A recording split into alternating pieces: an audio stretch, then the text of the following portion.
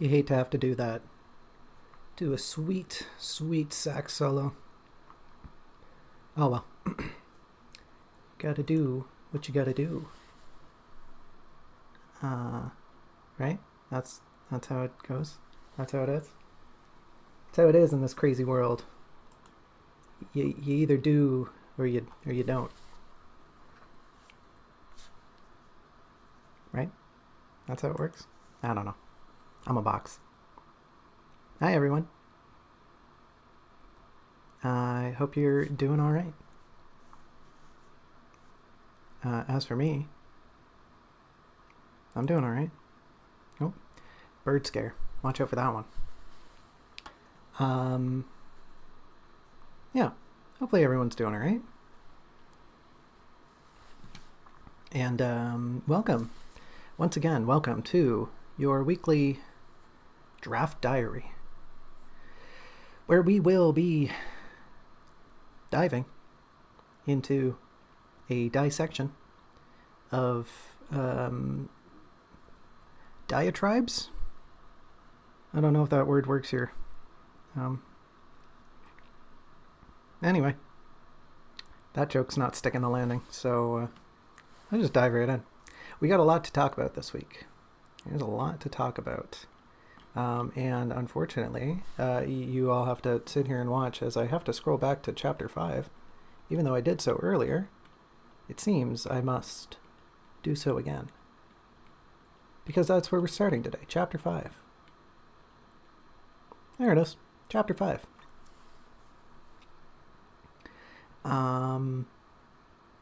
Love to see it. You love to see it, chapter 5. One of my... one of the top 5 chapters of part 1.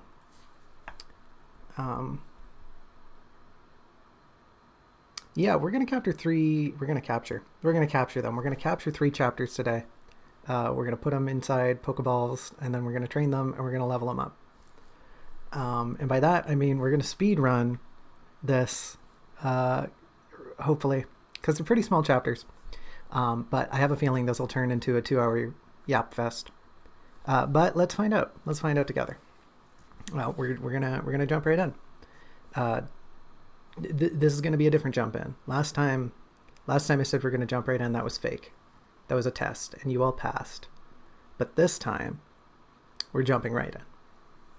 And we jump right in here, and we see Teal, who's we don't actually see them because they're walking through the mist or whatever, but they are en route to the city.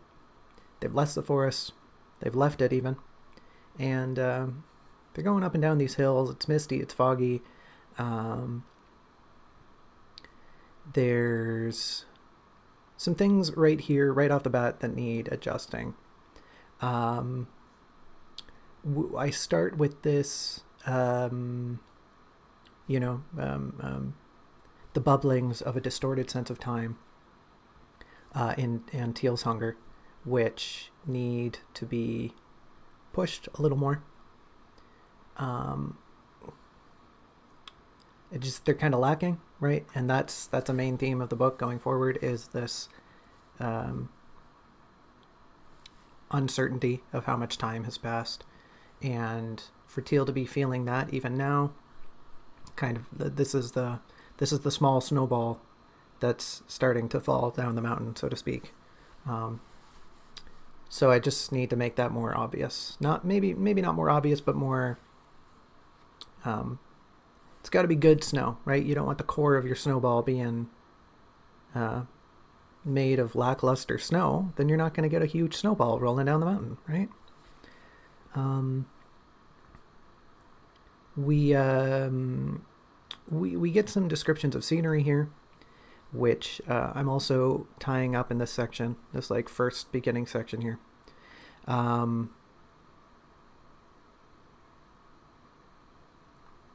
Which like the environment itself just falls flat. There's not really a lot of description going on here. I have here as a point, like maybe we could even start further back. We could start further back with Teal right at the base of the staircase, having this sense of apprehension that maybe moving forward is kind of a bad idea. Or at least not a bad idea, but a scary one. It's something that Teal is uncertain of. She doesn't really know what she's doing. So that would be a good way to encapsulate that. But yeah, just in general, the environment is pretty flat here. There's not a lot of, there's like some descriptions. They really don't do a lot.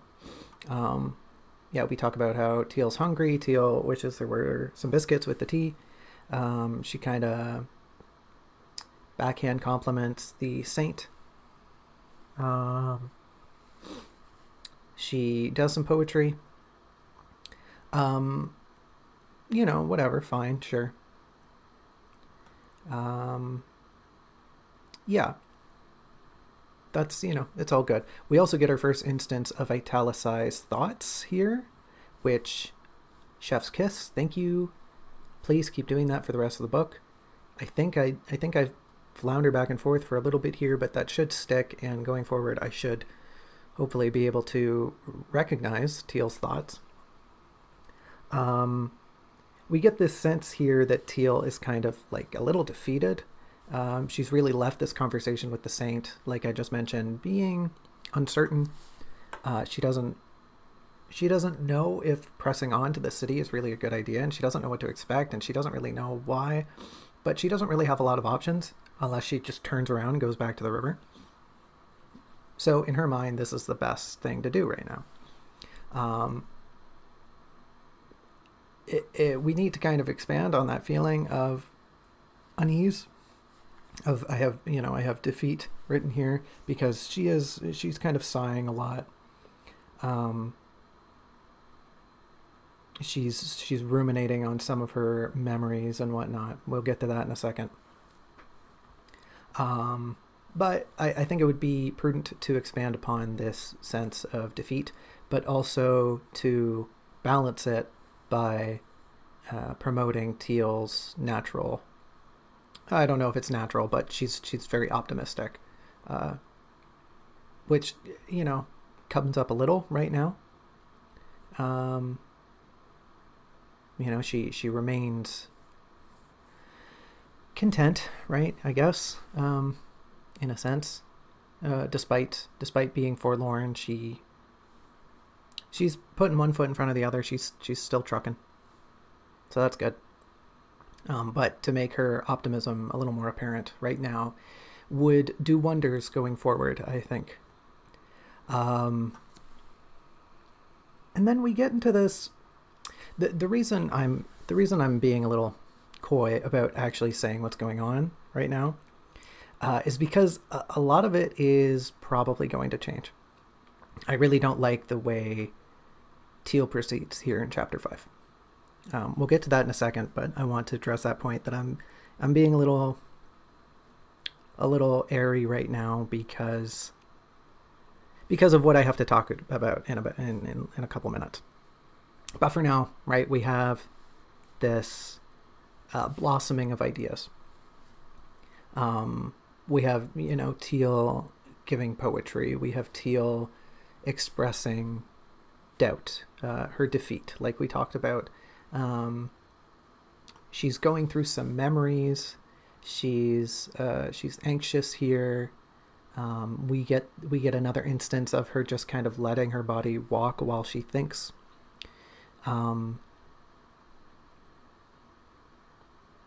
We get some like very particular triggers for some of her memories. And what I'm trying to get at here is that if we've already touched on some of those ideas earlier, for example, this idea that Teal is habitually thinking, that she often gets lost in thought and kind of just lets her body maneuver. She's very capable of just letting her head go into the clouds while she walks, while she travels. If we've already set that up, we need to be expanding upon it here. We're not sowing more seeds. We already sowed the seeds. We have to tend to them. So we have some poems here, and you know, I have this passage where she's thinking about experimenting. She's kind of like, oh yeah, poetry, hee hee, that's fun. That doesn't really work. Teal should already be kind of in this mindset of, oh wait, why do I know how poetry works? Why is this how it is? Why am I how I am? We need to incorporate these kind of thoughts, these feelings that Teal would be having right now, and build on them right now instead of trying to, you know, if this were a TV production, this doing what I'm doing here would make sense. You'd want to show the audience like, yep, hey, do you remember last episode when Teal did the thing? She does it again. This is a character feature. Text is a little different. I'm not saying that method is bad, right? Of building a reputation with a character by exemplifying that they're doing the same thing over and over again. I just don't think this is the time for that. I don't think chapter 5 is when we need to have Teal giving a weird poem for no reason.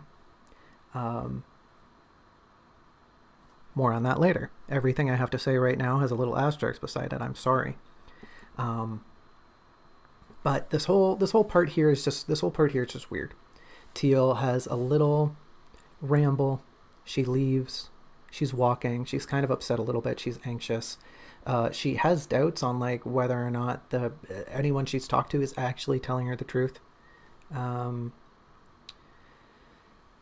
She reminisces about the boat, right? And we come to our next point here, which is a small one, but it's important to articulate that Teal having this little, I didn't really realize it, Teal having this paragraph or so where she is actively recalling things that have happened after she's gotten off the boat is exceedingly important. And it's really small, and I'll probably, I don't think I'll expand upon it more in the future, but it's really necessary. Like I might invoke it more so going on in the future, where Teal has these moments of, wait a minute, is my mind just broken? Can I remember things that have happened to me recently? Or is this amnesia thing just a blockage? Like, am I just unable to remember stuff that happened in the past? And that's a really important framing tool for her amnesia. Not that the amnesia needs to be, I think it should be portrayed at least a little believably. It's not the end of the world if she doesn't have amnesia properly. Like from the outset, she doesn't have amnesia properly, and there's going to be like a beginning passage in the epilogue of the book explaining how, yes, I know how amnesia works. I know this is a narrative trope. I'm using it as a narrative trope. I probably shouldn't be. That's a little ableist of me. But honey, the crux of the books rest on the issue that Teal don't remember squat. And I can hand wave that away by saying, oh, it was magic, right? Come get me. What are you going to do about it? Yeah, it was magic. She had magic amnesia. Fight me. Please don't fight me. I'm a cardboard box. I will perish. You could spill water on me and I'd pass out. But yeah, this little section here, it's very minor. It's something I didn't intend, but I think it's very important that we frame Teal's amnesia as an element of her past. She just doesn't remember the past. Her present, things she's doing right now, she's cognitive of. She remembers the vagrant. She remembers the scoundrel. She remembers the saint. And so on and so forth. We get to this section where she's talking to Lacrimosa. She feels... she has one of these moments where she's like, I don't want to think anymore. So she just whips out Lacrimosa. and decides to name them, right? We get our first instance of naming Lacrimosa. This should be... This, like most of what I've said, is going to be redone. For this section, not that I think what she says to Lacrimosa is particularly egregious.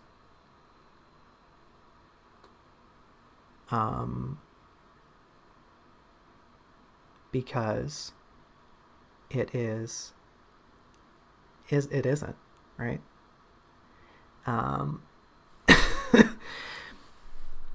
Sorry, I'm trying to read what my moderator's saying here in the chat that I'm dropping frames, but then they say, wait, it might just be me, and I'm looking at OBS here, and I'm looking at the drop frames, and I'm seeing that there are 0 of them.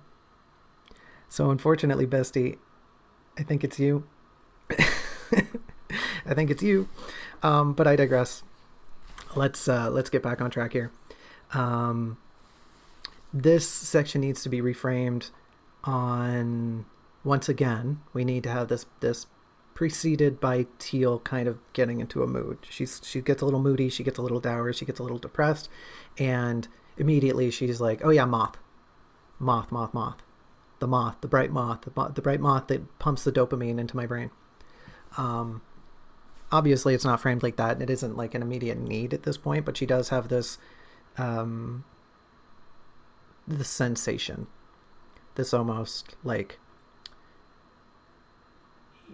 I don't want to paint it with the same brush as Frodo in The Ring, but kind of in that same vein as, like, there's a voice in the back of Teal's head, like, oh yeah, the moth, like, remember the moth? The moth made you feel less shitty. Let's go look at the moth, right? And we need that to kind of build tone throughout here, because this part's kind of important, right? We're developing Lacrimosa as a character. We need to set the scene a little better. But with that said, I think it's important to have Teal be mesmerized. You know, she looks like, right now as it is, she just pulls out the lantern and looks at Lacrimosa and stares at them a little and assumes they must be a mix between a firefly and a moth, which is cool. That's a fun bias. But she should kind of, you know, just like stare at Lacrimosa a little bit, be a little crazy, you know, get a little lost in the sauce. That's fine. But having this note of levity in here, especially as we come to Lacrimosa as a character, I think is important. Like this line here where she makes a pun, super important. This is important character building. The fact that Teal just 0 to 60s on the whimsyometer, that's kind of important. It doesn't have to be framed exactly like that, but that note, like I said, that note of levity. We come to the part where she literally is naming Lacrimosa. There's a part here where the narration is asking questions that Teal should be asking, and I feel as though this is too early for that stunt. I pull it way later in the book when it becomes less apparent, like the distinction between Teal's thoughts and the narration they're supposed to kind of meld. I shouldn't say this, but it's an intentional confusion for the reader. And the reason I shouldn't say that is because as the author, you kind of want to provide a clear narrative, but I'm evil. So y'all get a bad narrative instead, which is why my book will never be read. But here we are. But yeah, that needs to be axed. What Teal thinks is what Teal thinks. We'll get into narration thoughts later when Teal goes a little crazy. I don't really talk about what Lacrimosa looks like very well. I want to describe them better, to give them to ground them better in the narrative, so that when I say Lacrimosa is fluttering around, one doesn't just go, okay, a glowy thing. Is it just Navi? Like, is Lacrimosa just Navi? No, the answer to that is no. They're not. Please don't think of them at that. Nintendo will send me a cease and desist. I will get sued into the ground. I cannot stress how important it is that you don't think Lacrimosa is Navi. Please don't think that. And to make sure you don't think that, we're going to talk about the last point here, where Teal's just a little too chummy. This is one of the first times Teal is having a bit of a heart-to-heart, and that's fine, that's great. But like, these jokes are funny, they're great, they might stay. But just the way she's talking is a little too colloquial. I want Teal to have this gradual friendship with Lacrimosa. As anyone develops a friendship. But, like, I know what I'm trying to do here. I'm trying to make Teal look a little desperate. The fact that she's connecting with a bug. And maybe not desperate, maybe it is a point of empathy. But it's just a little too quick. I feel like it's, Teal went to the... Teal, in The Sims... in The Sims, when you're somebody's, like, you have a perk that makes you somebody's friend as soon as you meet them. And, I don't know, you just think, wow, that's unnatural. That's not how friendship works. Because it isn't. That's not how people get to know other people. So Teal wouldn't immediately just be besties with Lacrimosa. She would be certainly very friendly, and she would give them the... she would let her wall down. She's not being formal to Lacrimosa, of course, but it's just a little too quick. I think by the time Teal maybe gets to the castle, or maybe the university, that's when Teal should be much more friendly with Lacrimosa. Teal's had a bit of banter back and forth with Lacrimosa by the point. And hopefully by then she's a little more chummy. So that by the time she gets to the castle and she's kind of asking them, like, on a whim, mostly as a joke, ha, ha, ha, ha, which way should we go? And Lacrimosa kind of responds. And Teal should have this moment of, like, ugh, bug friend saved me. But that isn't right now. This is where I start dwelling on the issue of, where the heck are we? Where the heck is this scene? I don't know. I've just said, like, we've left the forest, Teal's walking, but I have no idea where we are. I don't think I care. I definitely didn't care at the time. I definitely care now where we are, because I don't know, and that bothers me. I hate that there's not a sense of scene to this section. And as such, I think it might be a better idea for Teal to get to the rock, because we end this kind of section with Teal coming to a rock. Teal kind of has like a little sit and a bit of a pout. But I think that should come a lot sooner. I think Teal should find the rock and then have a pout and then start talking to Lacrimosa. And more on that later, but for now, I think that's an important point. That I don't know where this is. The reader doesn't know where this is. And that's bad. That's not a good thing. Teal has some, like, self-deprecating humor here, which is pretty funny. It's not an incorrect thing. It's very out of character given this time, but it's very in character given the circumstances. I think it, however, comes at an awkward point where she's in the middle of she's in the middle of talking to Lacrimosa, and she kind of berates herself. I think that should come to at the end. It should be at the tail of her conversation instead of the middle, because it gives the conversation this weird wave of being depressing, where Teal's kind of just like hanging out with a bug, and then she has this interjection of like, oh, I'm crazy, I'm insane, and then she goes back to talking to the bug.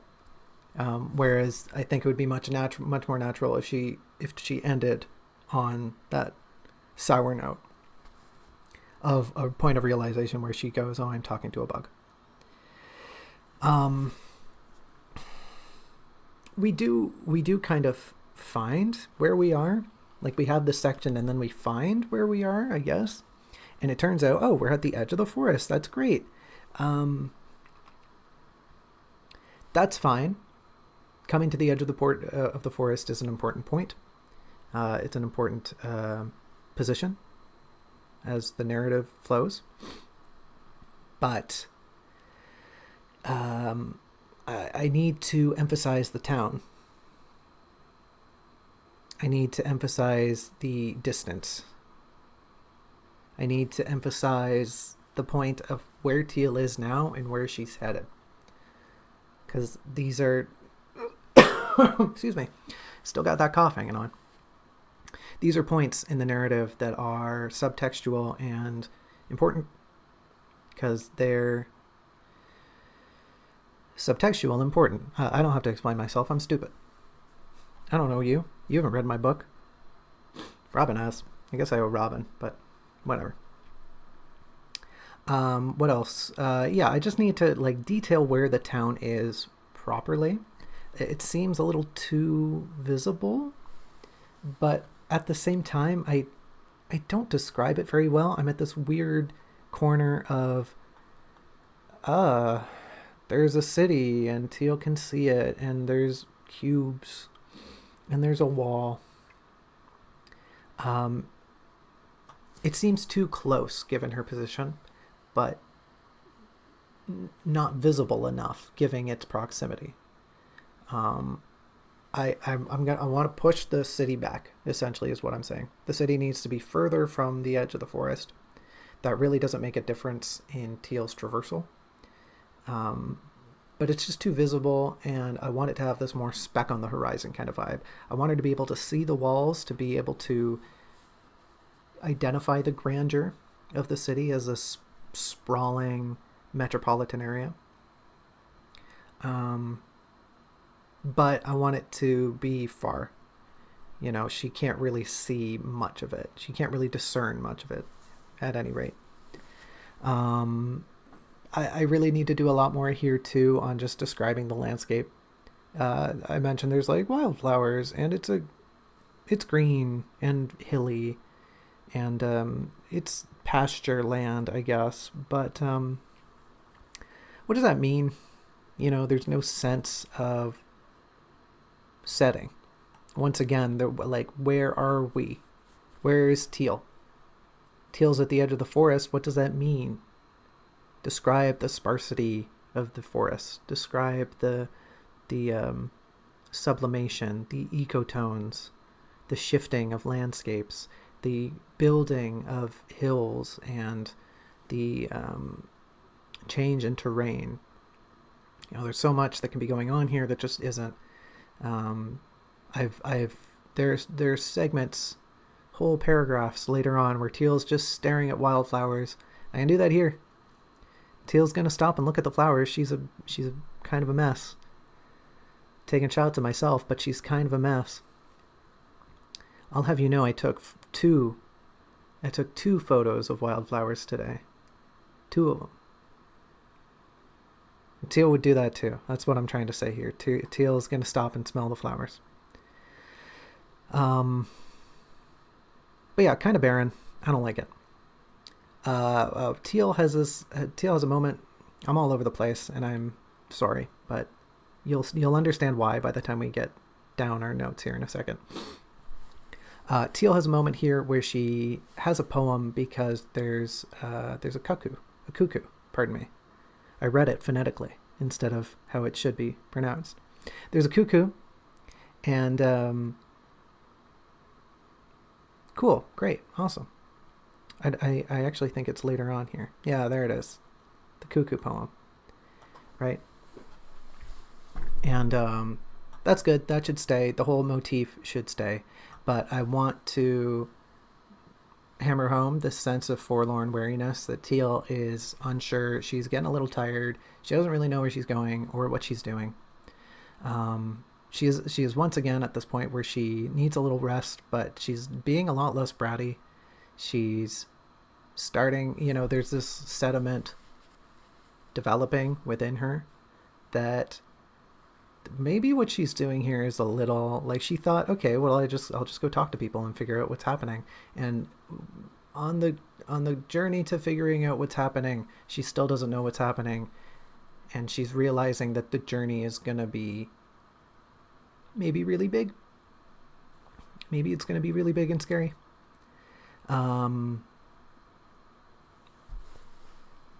That's just to say that this segment's just a little too bright, and Teal should come off as being a little more tired and a little thoughtful, a little wistful. The usual feelings, the feelings we've been developing up until this point. Teal should be realizing a little bit, at least, that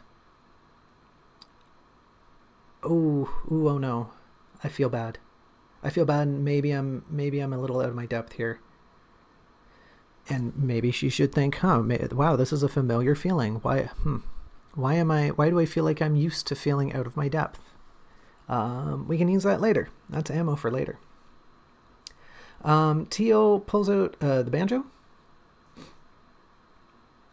This is another segment that needs reframing. There's a lot of forced memories here that I really dislike. She has this whole thing about going to,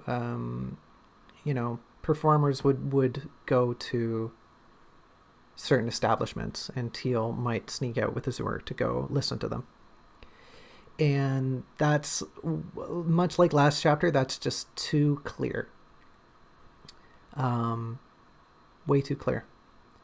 The fact that she remembers music and musicians and going out, those ideas can stay, but this whole segment, it's forced. It needs to be displayed with uncertainty, with this frenetic energy that doesn't really lend Teal any clarity. She should definitely kind of have these flashes of remembrance, but it needs to be jumbled. It needs to be messed up, because it just the flow of it feels trite. You can tell it's just an author giving the character memories because they need to have motivation, which isn't good. That's not good writing. The fact that she understands that the banjo is distantly related to something she's familiar to, that whole idea can stay. I had this idea that maybe she tries playing, like maybe her instinct is to play the banjo like a zither. So she'd put it on her lap and she'd kind of play with it and realize that, oh, this isn't working. She'd realize, oh, maybe that's what the strap's for. Maybe it's not to just carry it around. Maybe it's supposed to hang off of you. Maybe it's supposed to be that way. That's also a good little gag, that she's trying to play a banjo like a zither. Not that Teal, spoiler alert, not that Teal has much experience playing the zither, but her mind would go there instinctively, and thus she would kind of screw it up. It gives her a good reason to get up and start moving, because I need her to get moving. She needs to get moving. We're almost into part 2. Teal, you got to get up. You got to get going. Come on, chop chop. So that's great. The fact that she is trying to play this song strikes me as weird. She's trying to play a song from memory. Girl, you can't remember. What are you doing? Narrative, what are you doing? That runs contrary to her mental state, idiot. See, what am I thinking? What am I thinking? Well, I'm thinking about what's for dinner. I hope it's burgers. Anyway. That's wrong. She would just be plucking the strings. She would be plucking the strings and maybe pressing her digits down on the bridge to make different notes. And she'd probably be delighted by that toddler energy. But Yeah, she wouldn't be trying to play a song. That's just silly. She can't remember songs. She can barely remember what music is and what one does to create music from a stringed instrument.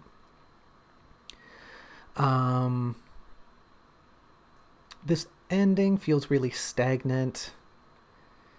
She would be walking. It gives me the impression that Teal's just like sitting there and dwelling and being sad, which is fine. A character is allowed to sit and dwell and be sad, and chapters are allowed to end like that, but that's not Teal. Teal would be moving on. Teal would be up and at 'em. Teal would be going to the city. Teal ain't like, she had her mope. She had her little sit. She had her little I'm upset moment. But the pacing of the narrative, the flow of the narrative needs to be that she is constantly in motion. Teal never stops for too long. Teal never gets a real break. Teal never catches a break, if you catch my drift.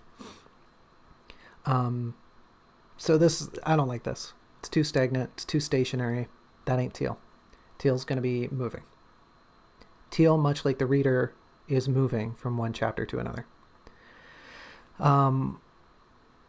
So we, as a point of summary, that's chapter 5, right? Pretty small chapter. It's only a few pages. We talk about Lacrimosa and Teal leaves.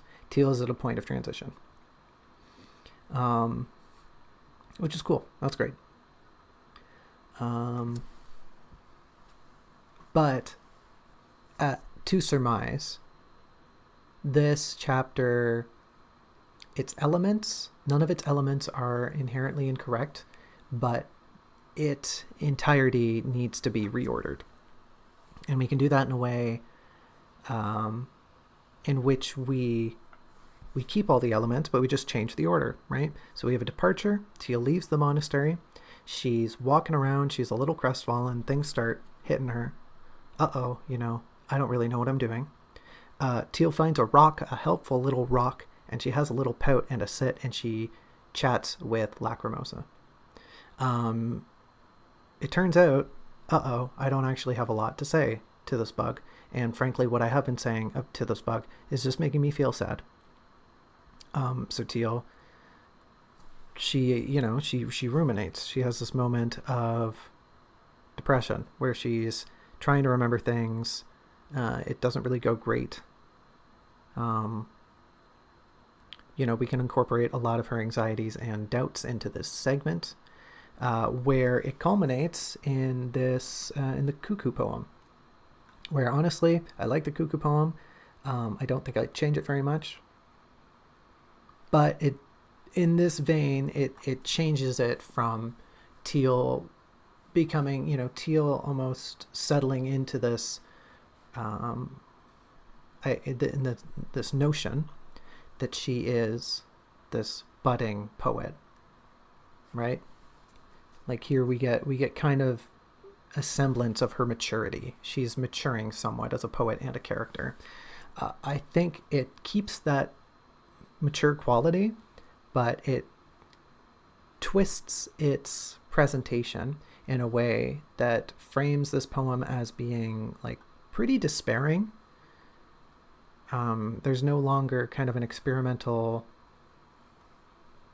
brightness that sits under this poem. Instead, the poem is just Teal being pretty sad. Teal sitting there and is pining for this sensation of completion that she doesn't really know that she craves, and she doesn't realize that she's like longing for this part of her that isn't there. Which is good, right? That's what I want. I don't know if it's good, but it's what I want. It's how I want this poem to be portrayed. And a lot of the backside of this chapter.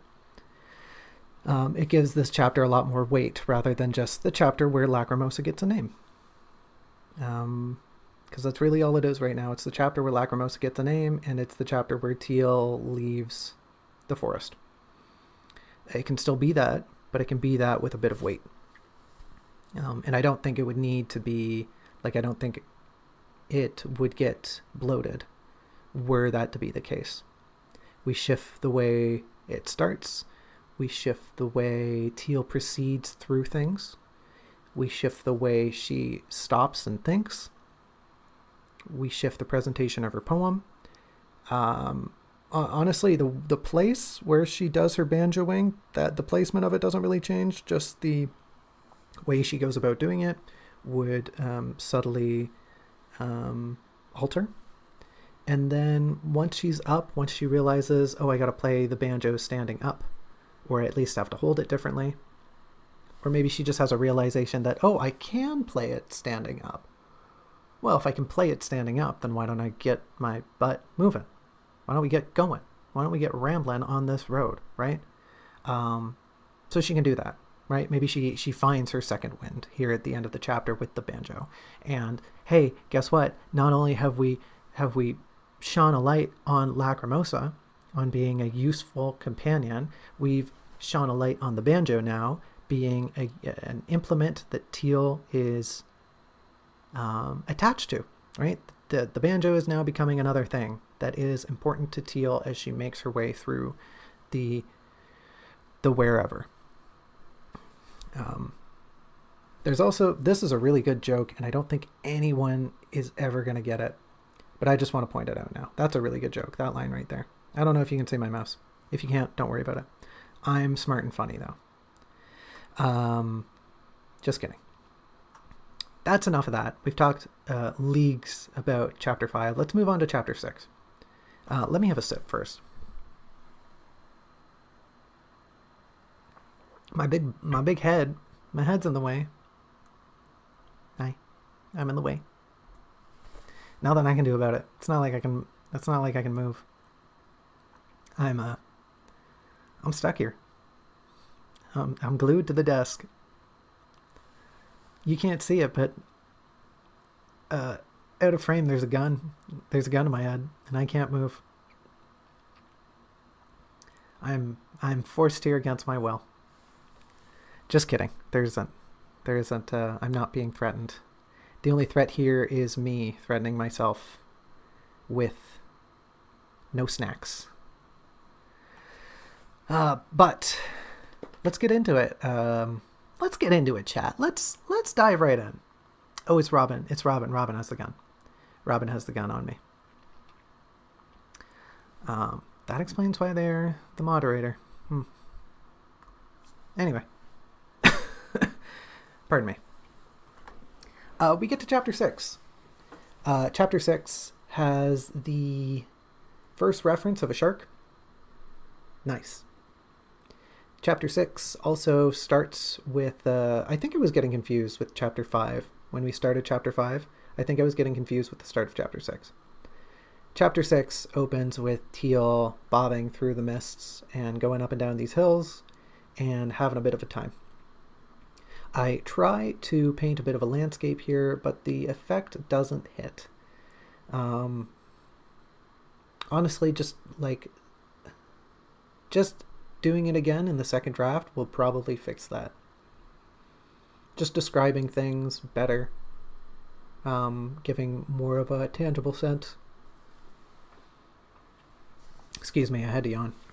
It's getting close to 4, don't you know? It's getting close to 4 p.m. Having a tangible sense here of the landscape is important because Teal is, like we just talked about, Teal is transitioning between ecosystems. She's going from the forest, she's going from part 1 to part 2 to the city, right? So evoking the senses with the different landscape in that process is important. Not only is she going to a new locale, the locale is in a different biome, right? It needs to be stated here that there should be a greater sense as well that the placement of the city is really strange. The fact that there are these huge walls that obscure pretty much the entirety of the city. Teal does kind of dwell on some of these notes of like, oh, where's the farmland? Why is it so alone? Which is good. You know, those are good questions to have. I think they just kind of need to be reinforced. She has this bit of a bout of trying to wrestle with her memories again. Really just comes out of nowhere. It has very little energy. If she were to do this, her shift to dwelling on her outfit should be because she remembers nothing of what home is. So she has this little of like, what was home like? I don't remember. She ties that into the fact that she can't remember about home. She thinks, okay, well, clearly I'm not from the country because I'm wearing nice clothes. That's her rationale right now, which is okay. That's something like the logic there isn't what's wrong. It's the way Teal goes about thinking it that is incorrect. Teal is shifting to these thoughts because the other thoughts I wanted to think about just aren't there, and instead of dwelling on that and letting that upset her, she starts thinking about something else. Furthermore, her shift to magic from that is because she really doesn't remember why her clothes are so nice. She has no idea why she's wearing this cloak bedecked with gold and with these fancy epaulets and this trim hat with these ribbons and all of these golden buttons and baubles. The heck am I wearing? You know? What's with these silly little leaf patterns on everything? Teal would not want to... I got another yawn. Where are they all coming from? It's because I'm sitting in a cold room. I'm sitting in a cold room and it's a little dark. My brain thinks it's time to sleep. What was I saying? I don't remember. I'm too sleepy. Right. Teal's shift to thinking about magic should be because she, once again, just doesn't remember. She doesn't know why her clothes are the way her clothes are. Maybe we can have a callback to the gag earlier and have her think, did I steal these clothes? Did I rob somebody? Maybe where there were two people on that boat and I pushed the other person off. And then, I don't know, she can start thinking about, like, oh, wait, what happened before the boat? What did happen before the boat? And then maybe a very cleverly placed headache stops her from thinking about that. But I digress. She starts thinking about magic. And her recollection of magic is kind of just weird.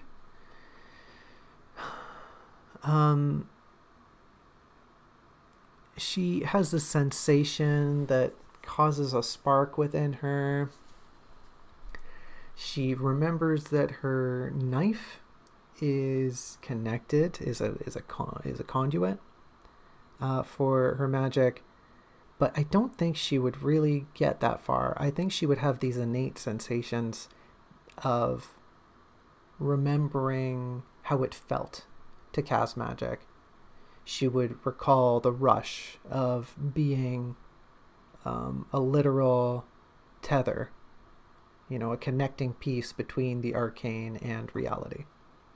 None of this, she remembers casting spectacles and magic and illusions, right? That's far too clear. I want to dwell on the fact that she remembers the feeling of casting magic and also that she really misses that sensation. She longs for it. She's upset that she can't access this part of her being that she kind of feels is intrinsically within her. I don't know. I can't think of a good metaphor. But she misses magic. She misses casting. She misses maybe just being known by the arcane. Maybe it's something more like that. Maybe it's like having access to maybe it's like when you can't go on Netflix anymore because you stop paying for your prescription. Your prescription. Yeah, sign me up, doc. I need 5 mgs of Netflix stat. Yeah, take this once daily. Oh Lord, I need a nap. Anyways, Teal misses magic.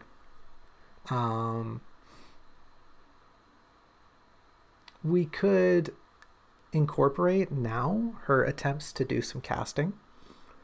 Or we could sit on this. Oh man, I am fading out. The cuts on this stream are going to be wild. How many yawns? How many yawns and gaffes am I going to have to cut out from this stream? Too many. That's the answer. Too many. We can stick with this notion of absurdity. That Teal is kind of doubting herself in this moment. That Teal thinks, aha, maybe magic just doesn't exist. Maybe I'm insane. Maybe I'm crazy. You know, she almost gaslights herself. Oh, Teal, you're being nuts. You're being paranoid. You're being silly. You're being irrational. Miss Evergarden, please stop that.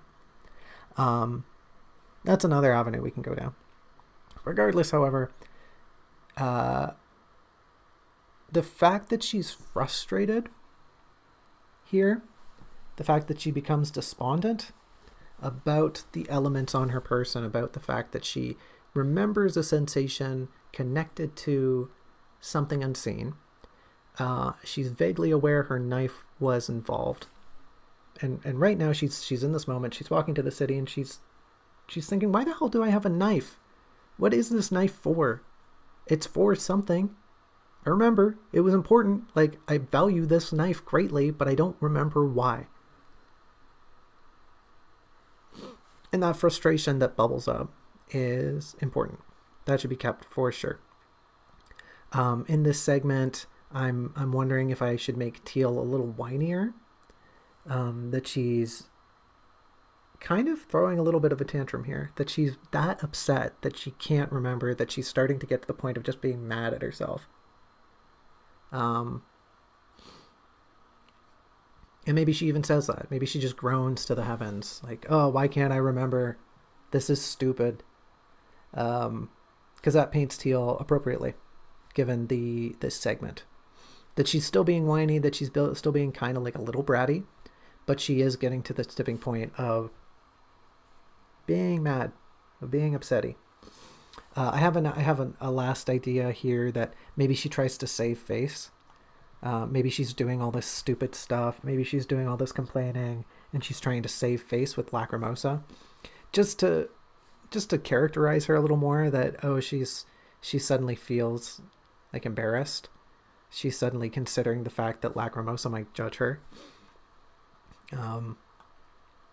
Just a thought. I don't know if that's something I'll really go through with, but it's an element of characterizing Teal that has a good real world tie, but it also ties in with this idea of like elvish culture, of Teal being elvish, right?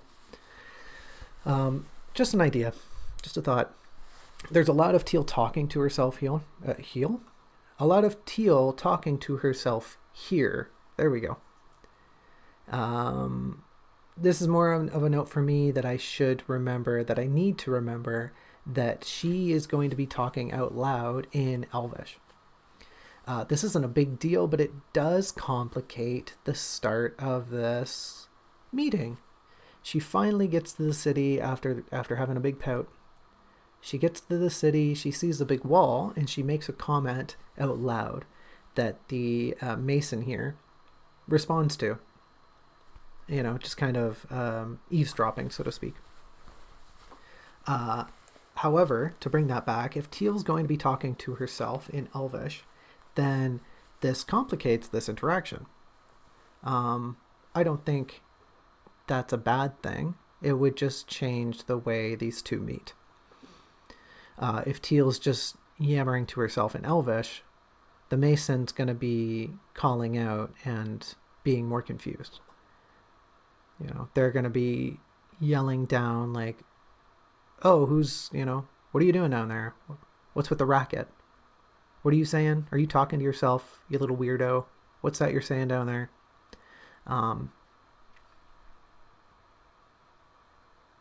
So that's one way of doing it. Alternatively, Teal could just still be talking to Lacrimosa, you know, and this goes with the idea of Teal trying to save face. Maybe she's still talking to Lacrimosa. Maybe this is something she utters out loud. That the wall is particularly tall is something she could maybe use as an out. Maybe she's trying to deflect. She's trying to go from this, no, I wasn't being weird, Lacrimosa, ha ha ha ha ha. Oh, wow, look at this wall. Wow, architecture, isn't it? Wow, it's so tall. It's much taller than I expected, Teal might announce. So that's an option. Just something to be aware of, that this segment here will need to be changed one way or another. Teal's not just going to walk up to the wall and say out loud in common, it's much taller than I expected. She's either talking to herself in Elvish or she's talking to Lacrimosa in common. Either way, that's not what's happening right now. We got to fix this. We got to fix this, chat. And by we, I mean you. Just kidding. By we, I mean me. I'm fixing it. Don't worry about it. I got it. It's all me.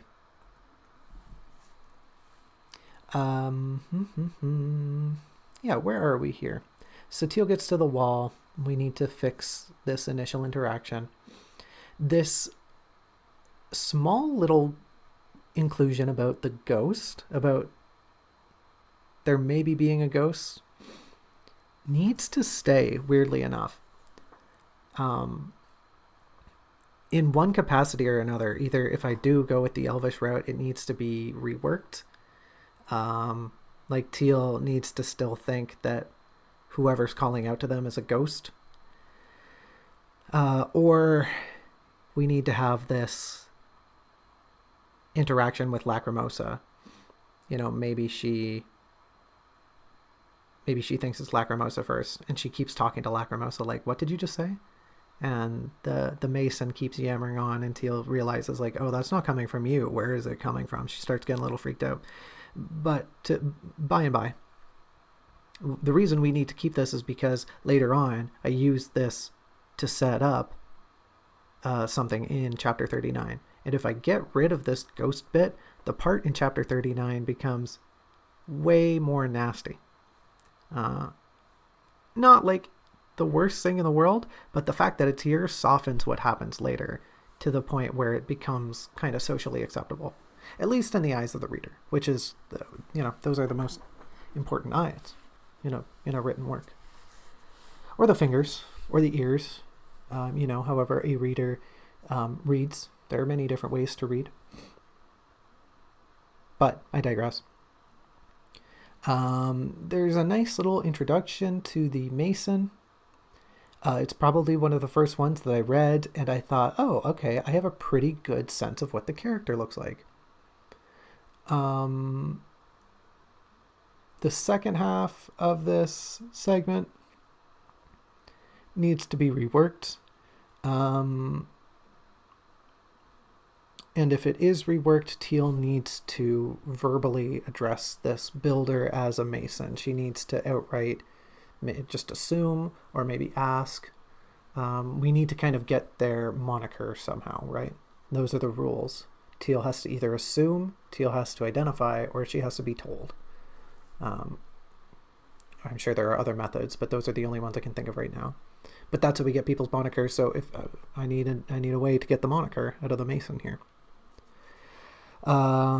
Teal's weirdly standoffish here, and she makes some pretty good points that there must be a crew. You can't do this all by yourself.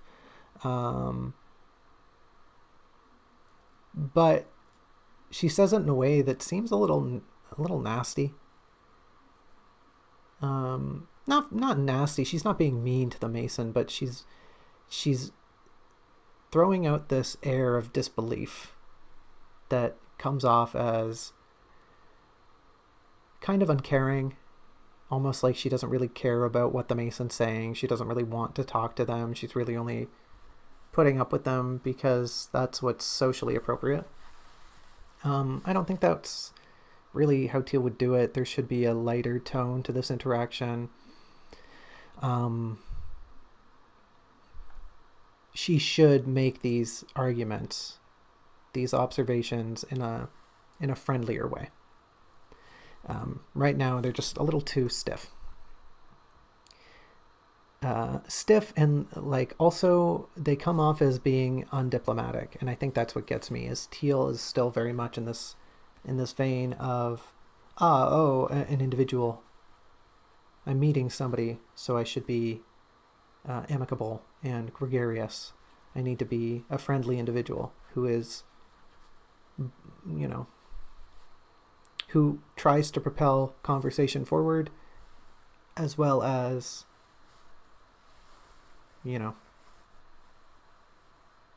pushing one's agenda forward. The Mason's got a bit of an accent that needs some reworking.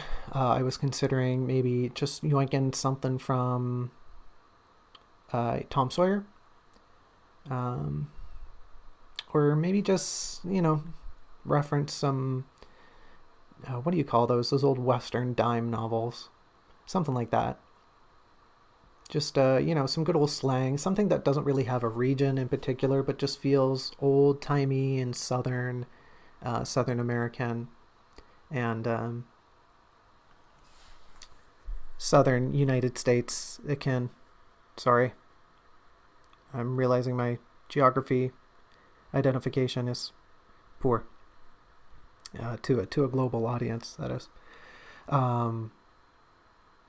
But like I'm saying, yeah, they need to have a bit of a tighter accent, something that is more cohesive throughout their segment here. A lot of what he actually says to Teal, I don't think I would change. A lot of what he tells Teal about the wall, his little, some of the shortcomings, some of what he's done, a lot of that just reads fine. Getting that accent in there would be necessary, but he comes off as being earnest and very forthcoming. There's a sense that he takes a lot of pride in his work. Those are all points that are intentional and gotta stay. They don't have to, but I think it's fine if they do. Inversely, though, I think Teal here should come off as a little more dumbfounded. She seems a little stiff. Like she's just repeating it. She's just parroting and what? Huh? What? I'm noticing a tab error right here. But yeah, she feels too stiff. I don't think she would be repeating. She would kind of just be clueless. And being clueless should be reflected in a better way than just kind of having the wind taken out of your sails. Kind of, Teal is deflating here and just coming to realize that, oh yeah, this dude built this wall by themselves. And that's whatever, but just doesn't have a good energy to it.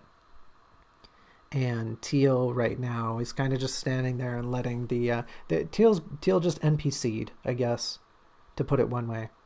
She starts this conversation and she just becomes like a Bethesda character and just like, yes. Oh no. The Covenant did what? The Covenant, that's Halo, isn't it? Oh, geez.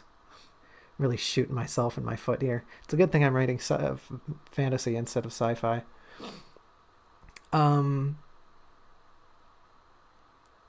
She should come off dumbfounded here, but later on when she's being informed of aspects of the wall, I think her deferring to the Mason is very on brand. And in fact, I think she might lean into it a little better. She might do better leaning into it more there. She has these she's trying to keep pace, right? She's trying to stay in the conversation. She's, oh yes, yes, like, oh yeah, I know what you're talking about. Yeah, definitely. Oh, I can see that being a problem.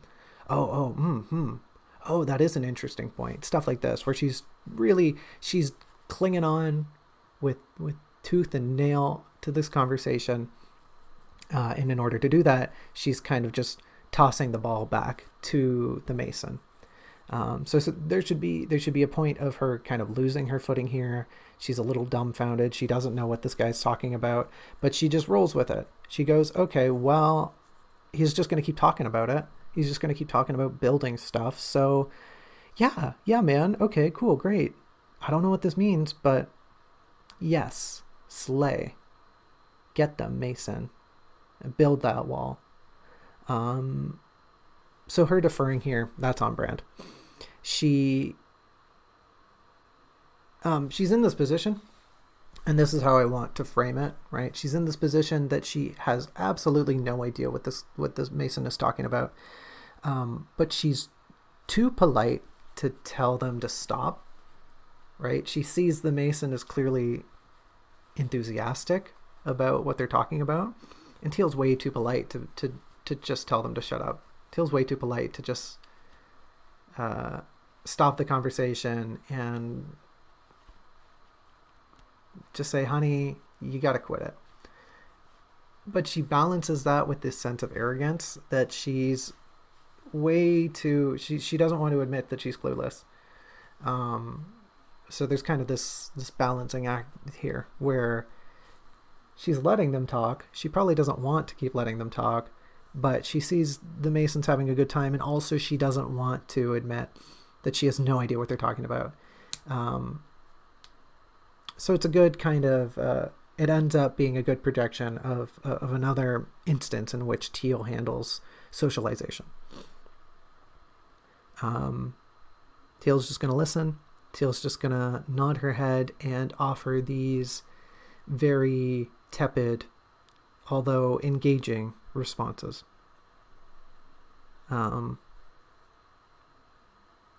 She comes to this point, however, where she's maybe getting a little too into it, and she commits this faux pas. Not really a faux pas, but she assumes, as anyone rightly would, that the wall must be a defensive mechanism. It must be there to protect the city. And I think this little transition here should really just be ramped up to 11, that it should become this slow, awkward tension of the builder just, the builder is kind of just goes like, what do you mean? Oh, like, I don't really understand. And then they just go into like, no, that's wrong, actually. Like, that's just isn't how it is. And instead, I want there to be this breaking down of communication that Teal has to stand there and force herself through, because she's certain, as she should be, that the wall must have been built for a reason. That somebody, like, if you're one person building a massive wall, you should be building it for a reason.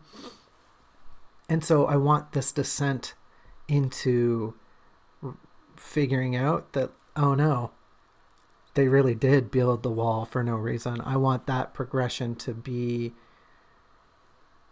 almost a little painful to read. Just there's pregnant pauses. There's Teal trying to get the Mason to say what she knows should be true, and the Mason's just so completely on the other side of the page that Teal has no way of even communicating with them anymore.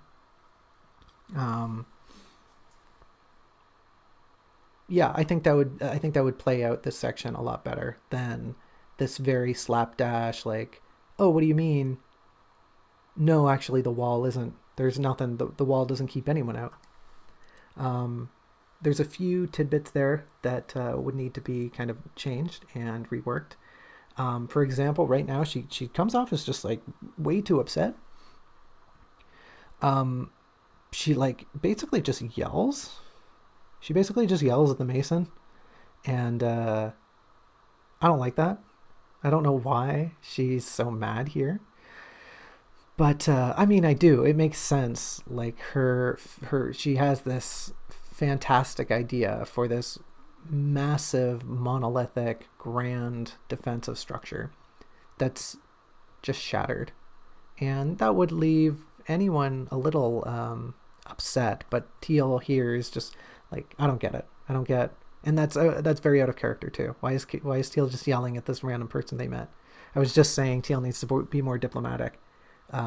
She would be upset, but she would cradle that. She would hold on to it and kind of she would utter her discontent for this situation in a way that would maybe allow the Mason to clarify themselves. Right? I don't know if that makes sense. It made sense in my mind. Diplomatically yelling, I said Teal, not Trump, but let's see here. Not that she wouldn't be upset, but we need to have this transition between confusion to irritation to just utter bewilderment, and then Teal, like she does right now, she just ends on this note of begrudging acceptance. I think that's a fine place to leave it, where Teal is just like, okay, sure, fine, yep, okay. It's you just built a wall. That's cool. Okay. That's a fine point to leave things off on. She has this idea, this is just a small additional point, that she has this idea of a city under siege. That must be what the wall's for. She has this fantasy that she contrives of the city under siege and the defenders protecting the city, the populace from an assault. And the way she thinks of the assault is far too European. Her idea, her like natural instinctive concept of a city under siege should be a painting in which we can view a very small, very minor part of Elvish culture, right? Teal's initial idea here should paint Elvish warfare, because that's what she would be used to. That's what she's read. That's what her history is. Her idea of a city under siege would be an Elvish city under siege.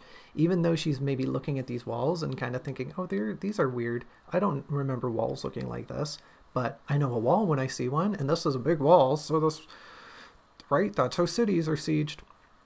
But her idea of a siege needs to be informed by herself. And right now she has this sort of fantasy, European fantasy version of a siege, which, like, okay, it's not wrong, but that's not what Teal would be thinking. Teal's idea of a siege would be either like a mass assault or a prolonged starvation, or something involving building ramparts to scale walls, or like the usage of cloud ladders, launching debris or fire over walls to plague and burn the inhabitants, stuff like that. Damming up rivers, flooding cities. These are things that Teal associates with a siege, not defenders fighting off scoundrels with metal and steel and fire. But I digress. Let's keep on trucking, because I think we're getting near the end of chapter 6 here. The ending feels really slapdash. I honestly, rereading this, I can't put my finger on exactly what is the matter here, but it lacks some kind of nuance, and I don't know what. I think what the matter is that she wants to leave quickly. She has this moment of realizing that the Mason is maybe a little bit of a kooky person who just might have spent years building a wall alone, and she might just want to get out of there. If that's the case, I need to exemplify that she's a little annoyed, that she's a little put off, and she's a little weirded out by this person. She just wants to get out of here, which is fine. She's allowed to do that. I think that's a viable avenue for Teal to, she comes to this conclusion that, oh, I don't think I want to talk to this person anymore. That's fine, but it needs to be depicted. Teal right now is just kind of like, oh, haha, yep, I'm going to go. And then she does. There's no reason. There's no feeling behind her departure.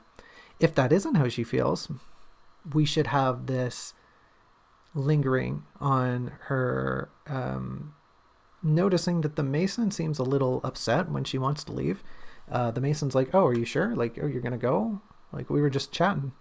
And maybe alternatively, we can have Teal, if I want to go down the Teal being more empathetic route, Teal should have this moment of noting the reluctance. She notices how, like, oh, that's weird. Most people, like everyone I've talked to so far was pretty okay with me just leaving. And then maybe it dawns on her, like, oh yeah, huh. How long have you been alone, old man? How long have you just been building a wall by yourself? Oh, you're probably really lonely. And, maybe she dwells on that. Maybe it hits her like, oh, maybe I shouldn't leave. Oh, no, I gotta leave. Like, I gotta get out of here. This dude's weird. Oh, no. Maybe she has a bit of a moment. Maybe she asks them about, like, maybe that's part of the conversation. Maybe she starts asking him, like, oh, how long have you been doing this? Maybe she asks him about his memory.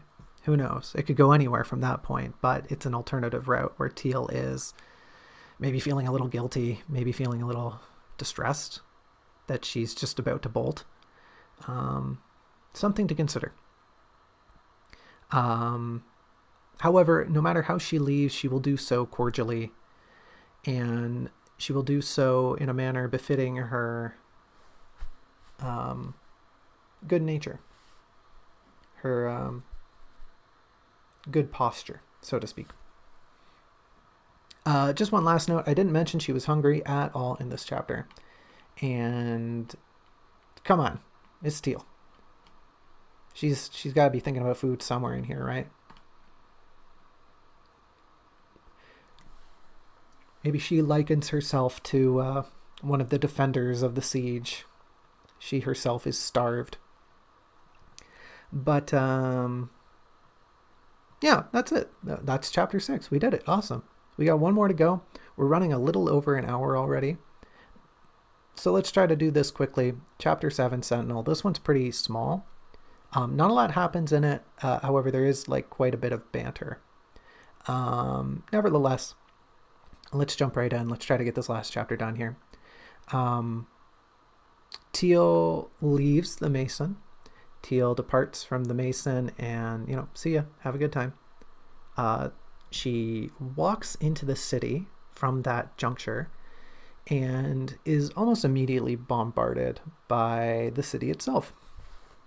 And here we come to the first issue, that the vibe of the entrance is really weird. Not weird in a bad way. It's just that I don't do a good job picking a vibe. I don't really stay in a lane here. I mentioned that Teal is jarring. She has this jarring experience. There's a lot going on. There's a weird energy to the city that she kind of just stands around and is a little overwhelmed. And not that any of that's wrong, but what I really want to portray here is this jarring sensation that one might get when playing a video game, when one enters a city and they're in a new load zone and, hey, wait a minute, this is way different from the place we just were. I have here as part of a note, like, think Assassin's Creed, the first Assassin's Creed, standing outside of the city versus when you load in to the city itself. Such a jarring experience, such a whiplash, and I want to somehow encapsulate this, that Teal walks into the city, it's huge, she's awestruck, and she's just bombarded, right? Her senses are bombarded. So this needs a fresh coat of paint. This needs a bit of reworking here to incorporate that kind of idea. But she does go into the city. She is bombarded. Her senses are a little overwhelmed. But this should be a good spot where her familiarity with urban landscapes starts to creep in. She remembers the energy. She remembers this bustle. I have her thinking about gardens here, and what am I talking about? She wouldn't be thinking about gardens. She'd be having these weird nostalgic senses for, oh, how does one move with a crowd? How does one get out of the way for people? Where does one walk?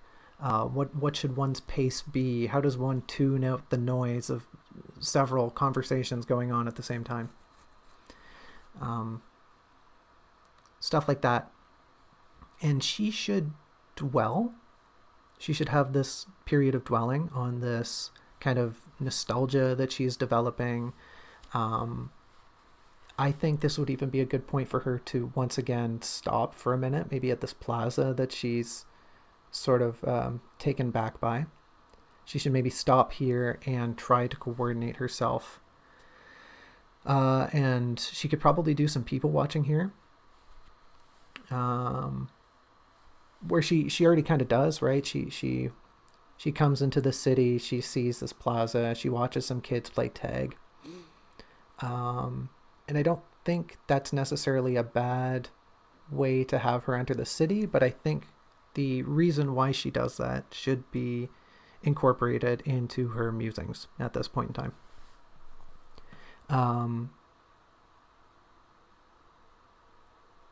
Yeah, because she could do some people watching. She could maybe come to this point of remembering Azure right now, because we have a small memory here of them playing tag as children.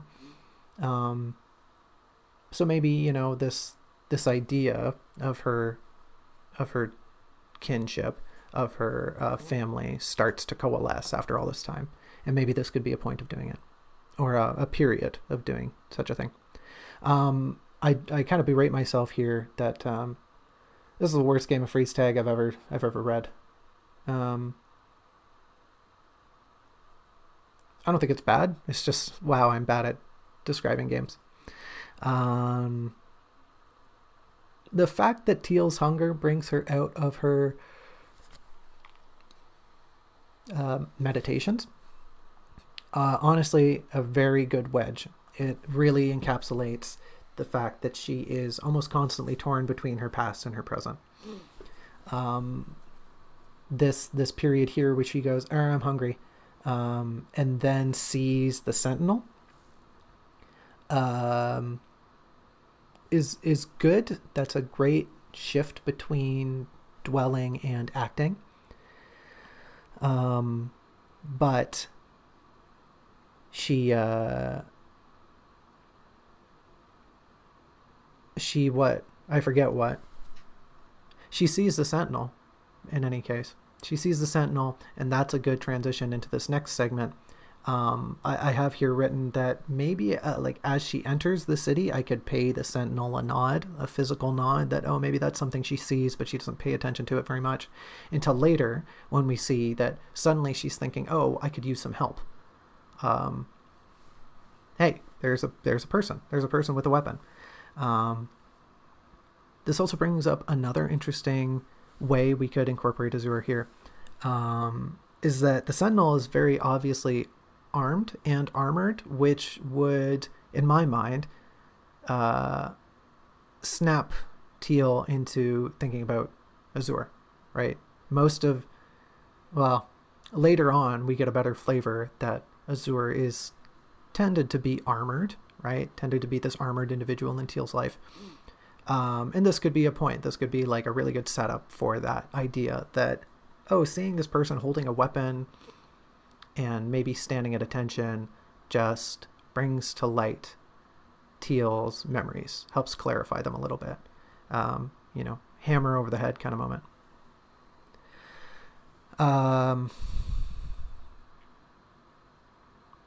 And doing that could reframe their initial meeting, that maybe Teal walks over and has this flashback, and then that's when the Sentinel's like, are you okay? Like, hey, you're just standing there and staring at me. Do you need something? Are you all right? Is there a medical emergency? But I digress. She runs over. She has her memory. She's snapped out of it. She thinks, "Oh, I'm so hungry," and she doesn't know where to go. So she thinks, "Oh, a guard. A guard was the perfect individual to give me directions." So she runs over and she starts talking to the sentinel. We have this initial meeting where the sentinel stands up straight.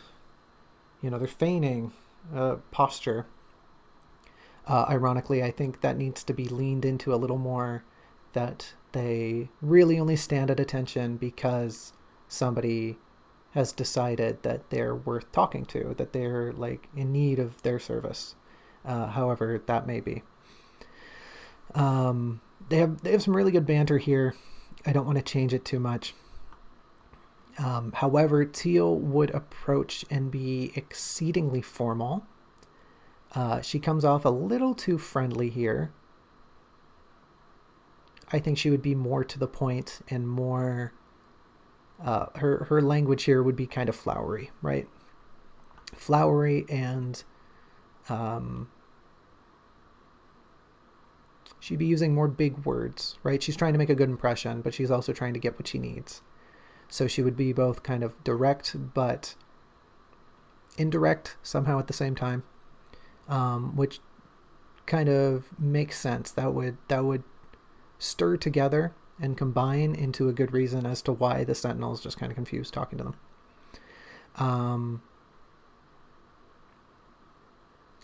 She would then, as they talk, find herself becoming kind of bubbly. She develops this energy as she babbles that she can't really explain. So that transition from super formal to a little more casual, but casual because she's just rambling a little bit. That's something I want to pursue going forward. But I digress. They start talking, and the sentinel they peg her for a witch, and they go, "Hey, wait, aren't you a witch?" Yeah, that makes sense. I can see why you're lost, because there aren't any witches around here, so you must not be from around here.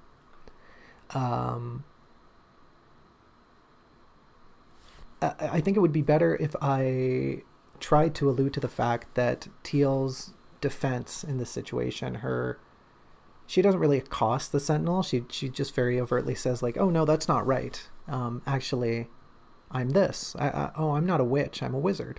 There's a difference." Her defense in that light should be sparked by something deep down that she doesn't really know, that her pride is a little wounded. In this moment, Teal doesn't completely understand why she's regurgitating these facts, why she feels as if she needs to clarify the difference between a witch and a wizard, but something within her feels a little hurt, mislabeled in a sense. And because of that, her retort in this situation is very intuitive. It's not anything laced with malice. It's not toxic. It's not mean-spirited. It's just as if she's done this before, and it's maybe happened pretty frequently, and she's very used to explaining the difference between witches and wizards. But making that a point of ooh, her pride gets a little wounded, works into who Teal is naturally very well, and gives a better reason for why she has this bit of a spiel. The subsequent commentary about magic practitioners afterwards should really just bubble up out of nowhere. Teal doesn't really have a good way to explain why she knows these things. And she almost kind of revels.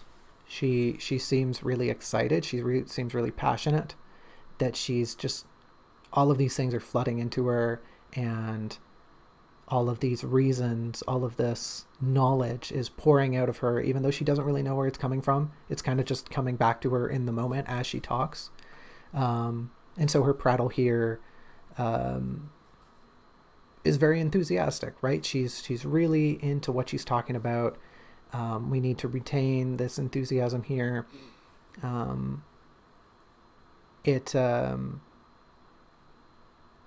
how do I want to put this? Uh, giving her this transition and having her suddenly just, verbal diarrhea at the Sentinel really changes the way in which this conversation is viewed. Instead of being just Teal kind of being a know-it-all, she's still a know-it-all, right? She's still just gushing about something, but she is gushing. She is really happy to just be talking about something, to like know something that she can say with certainty to inform another being. Because until this point, she's been pretty useless. She's been pretty clueless about almost everything. But now that she has had like the thinnest trail possible that is expanding into a topic that she knows, yeah, she's nerding out. And that is what I want to have this part for. Right now, she just comes off as a bit of a stuffy intellectual, which, there might be instances where Teal would do that, but right here, right now, Teal is just gushing. She's just talking, and she loves it. She's so happy right now. And this should feel as a very out of character moment. It should feel like, oh, this is a different person. This is a different side of a character that we've never seen before. And for the first time, we're seeing, Teal's talked about magic before, but clearly she knows something about it. Clearly, if she can name why different practitioners of magic are the way they are, then she must know something about magic. We're seeing for the first time her talk in an excited manner, in an elated manner. We're seeing her not really lean away from taking the initiative in a conversation, but instead she's just spouting everything. She's just so excited to be talking to the Sentinel about magic that we see this different side of her. And that different side is that she's totally an idiot, but she's a well-informed idiot who is completely enraptured by magic, just enamored by it. Inversely, the Sentinel, who's receiving this bombardment of information, needs to come off as a little bit more bumbling. Right now, their speech is just a little bit too robust. There are some, right, where where they just go, oh, stuff like that, or where they just go, oh, core blimey, stuff like that is fine. And obviously I need to have them maintain conversation, but I need their speech to be dumbed down a little bit. They're just a little too coherent right now. And to accentuate that, pardon the pun, I think leaning more on this kind of Southern English accent they're half baking here. I could just lean into that, just give them some like South London, just make them Cockney for some reason. I don't know. It doesn't matter. I'm thinking like, the orcs from Warhammer. Like, why do they all have Cockney accents? I don't know. But that could be a good way. That could be a good way to make the Sentinel here seem a little more spaced out.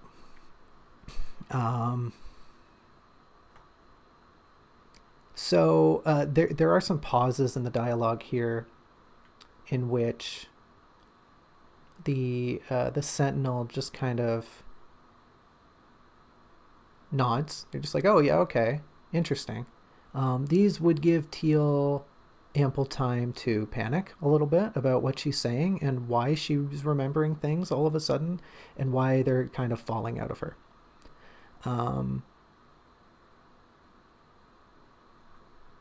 She feels this embarrassment that she is just expunging information. She's just regurgitating information out, and she definitely feels embarrassed by that. She feels a little shameful.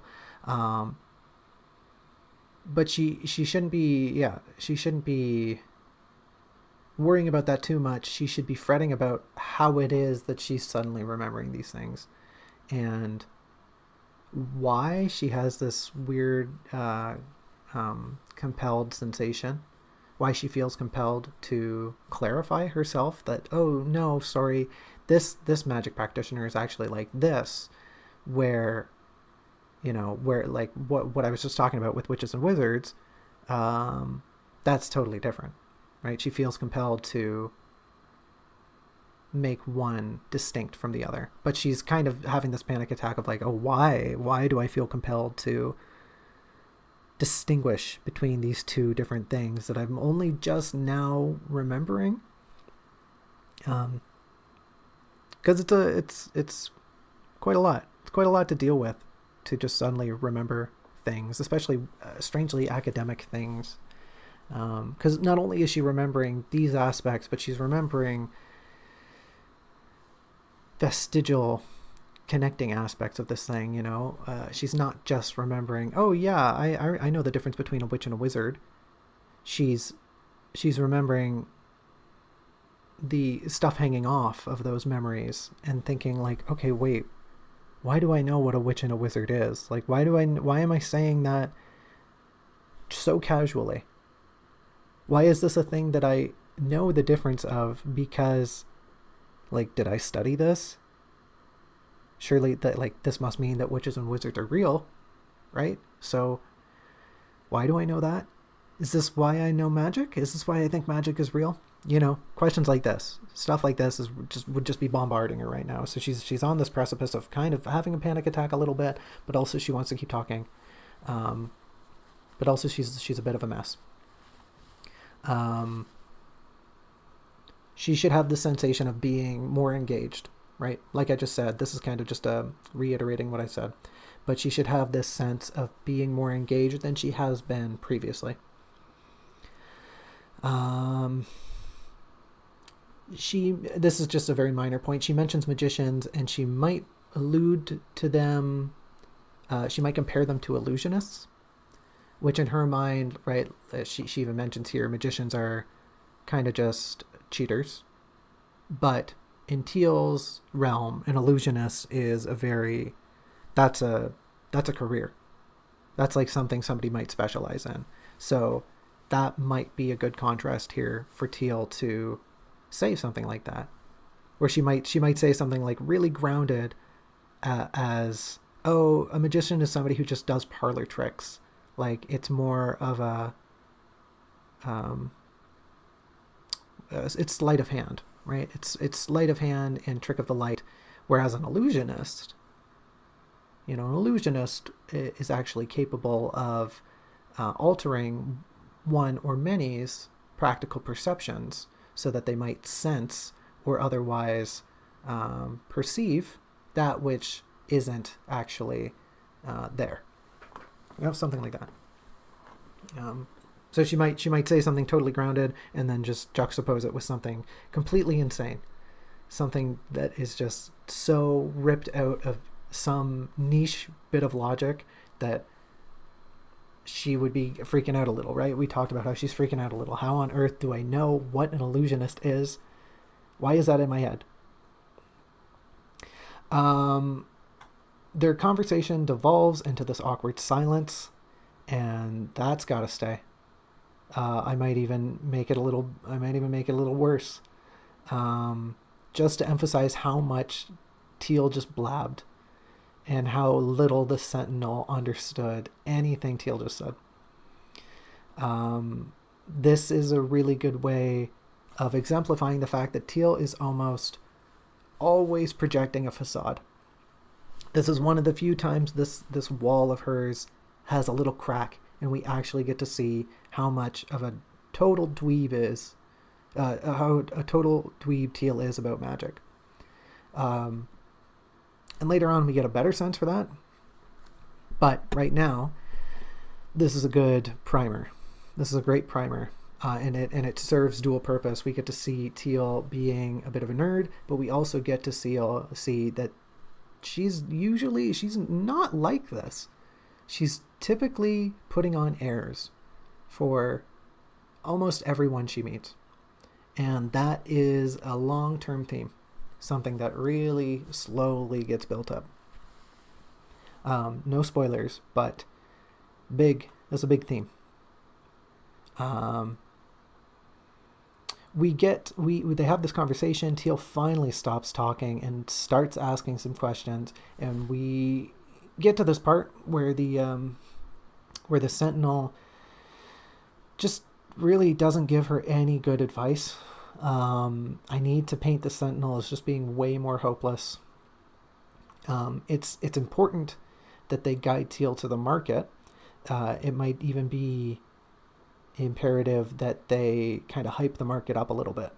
That they're like, oh yeah, I don't know, I made a soup last week or something, one of the best soups I've ever had, and I bought bones from this stall, and wow, that soup turned out good. Something like that, right? Something to sell Teal on the idea that this market is where, like, is the place to be.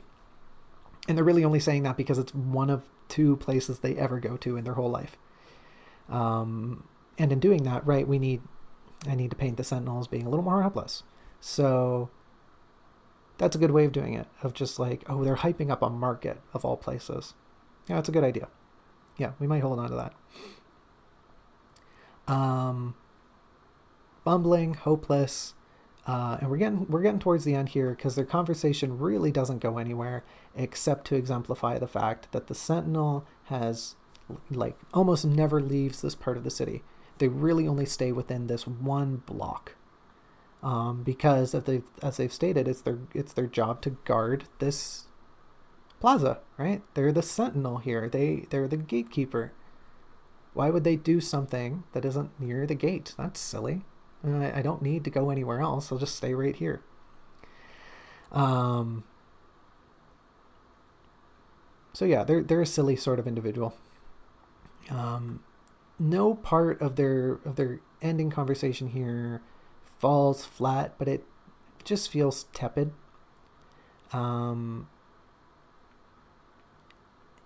Like nothing stands out as being needs to be removed, but none of it stands out as being particularly good conversation. Teal dawns on the fact that the Sentinel is just totally useless. I think that punctuating their meeting is a really good way to do it, but I think it needs to be more crisp. Teal has this point of this awkward acceptance of, well, I guess if that's how you're gonna live your life, like, to each their own. She kind of has this moment. She would just crisply realize, oh, this person's an idiot. I'm better off talking to literally anyone else for directions. That should be like the exclamation point to their conversation. Teal has this moment of judging them silently, and she concludes that the best course of action for herself right now is to just leave. She just, I gotta get out of here. I gotta get the heck out of Dodge. Anywhere is better. My time is better spent anywhere other than here right now. And we don't really get a good sense for what Teal thinks of the Sentinel. So giving her a moment to dwell on her perspective, on her views on the Sentinel, is important. That's important for later. And it's something we just don't have right now.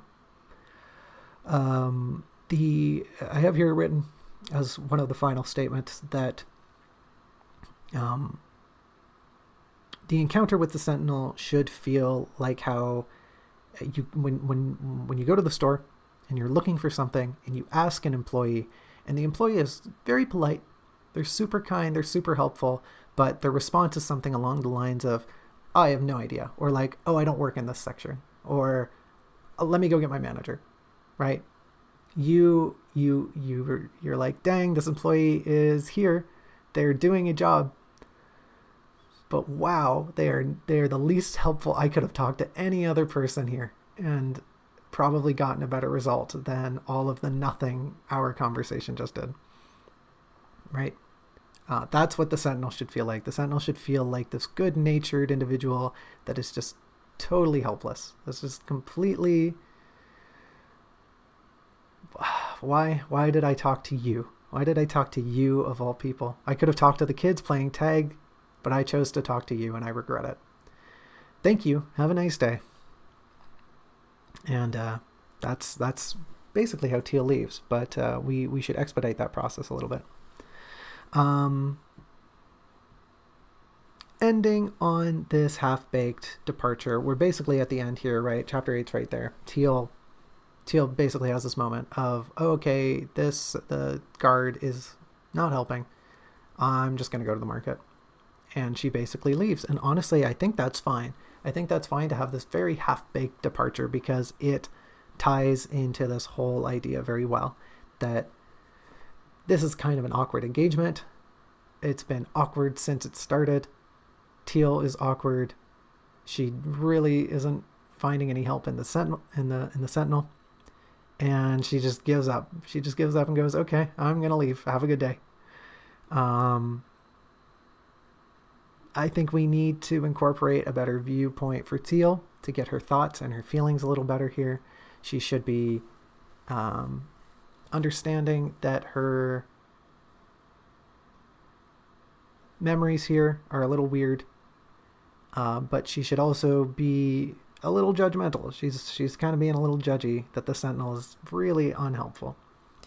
And just having that for the reader and having that as a development for Teal would be good going forward. But yeah, the half-baked departure can stay, but maybe tie in some things with Teal thinking, Teal judging, Teal perceiving, Teal ruminating. Teal. Yeah, and then she leaves, and that's chapter 7. We made it. It only took us an hour and 45 minutes, but we got through 3 chapters. And wow, everyone, we did it. Good job, everyone. We're so good at talking and listening and being patient with one another.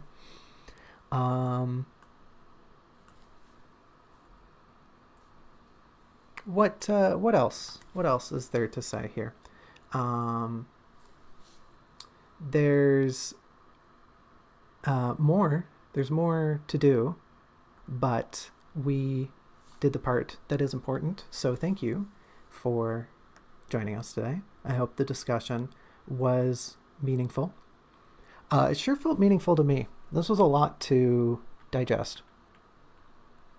This was a lot to get into, and I think a lot of it's very important. A lot of the stuff we dissect here at the start is going to culminate in things later on. That and stuff later on isn't going to need as much work because it's more recent. And because it's more recent, I'm probably going to be less judgy about it. But this stuff, I'm very judgy about because it's old. But it's good. It's good to be going through this, and not that I've been having a blast, but I have been appreciating this work.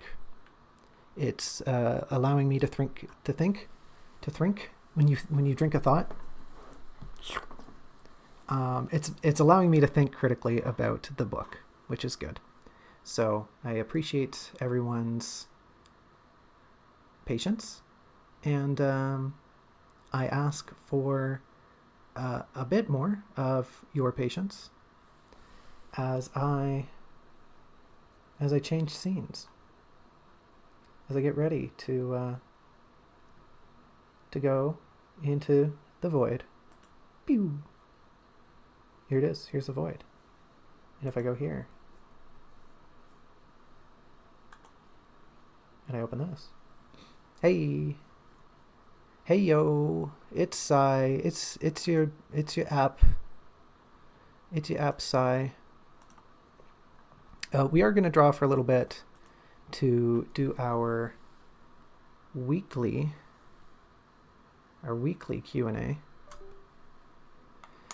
Pardon the noise. That's the sound of me unplugging my mouse as I plug in my tablet and pray that the drivers are working. Hooray. Hooray. Okay. No, no, what? There we go. Good enough.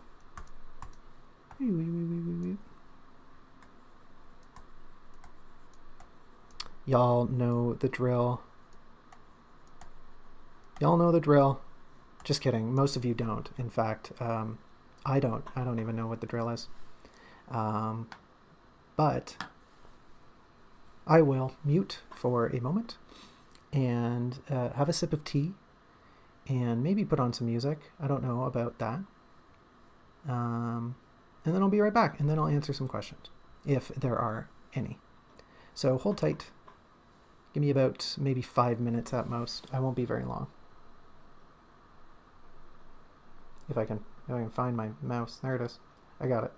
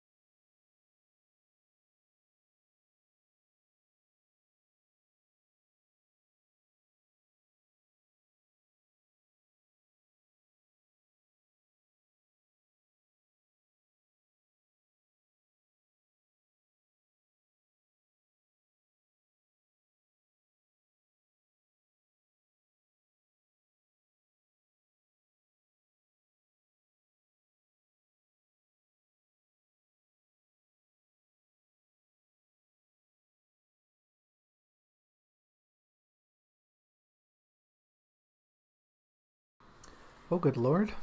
That is some hot tea. That's some spicy tea. I did not think my thermos would keep this so hot.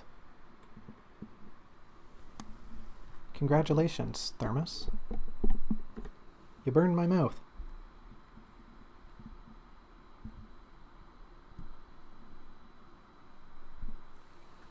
You burned my mouth. I don't even know. Is it a thermos? I don't know what brand this is.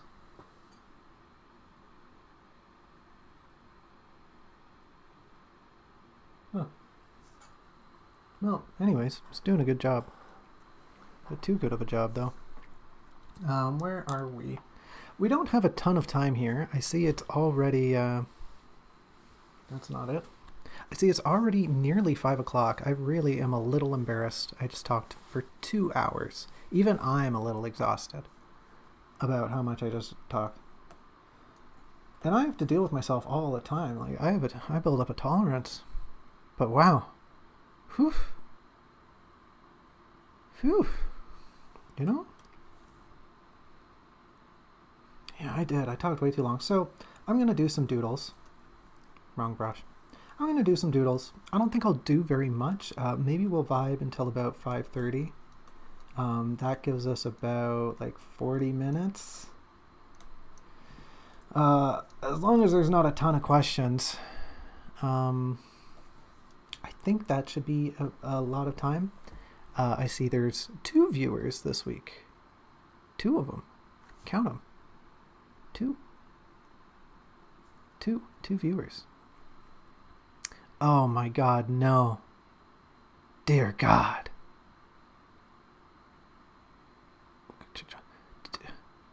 Questions. One question.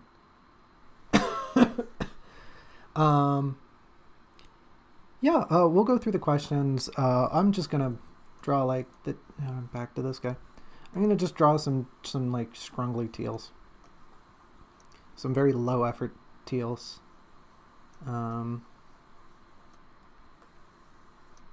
And while that goes on, feel free to ask a question. Please ping me if you have a question. I'll try to answer it, unless it's hard or if it's bad. If it's a bad question, I might just ignore it.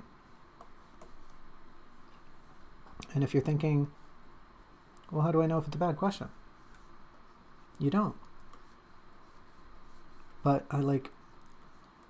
there's probably not that many bad questions. You'd have to really be trying for there to be a bad question, you know what I mean?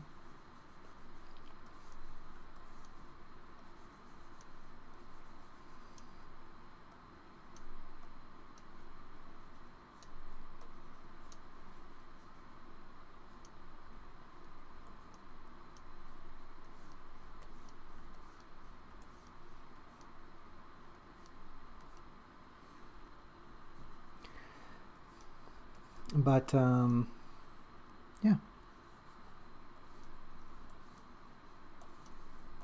Yeah, some questions will get cut from the VOD, from the post, but don't take that offensively. It's probably just something I felt like I answered already. I felt like we talked about in the discussion, and ergo I omitted it.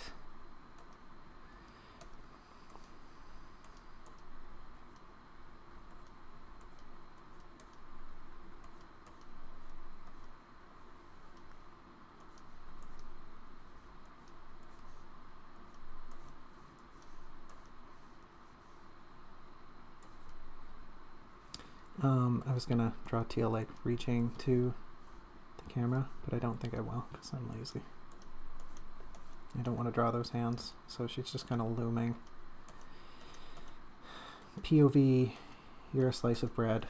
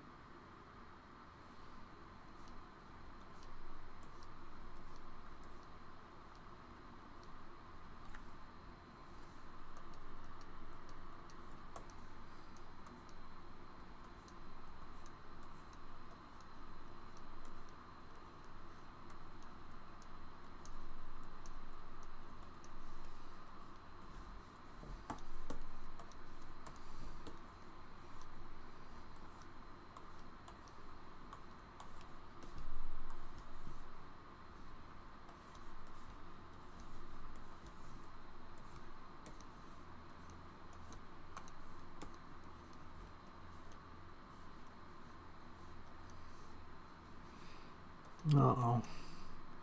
Uh-oh. I saw that little orange flag.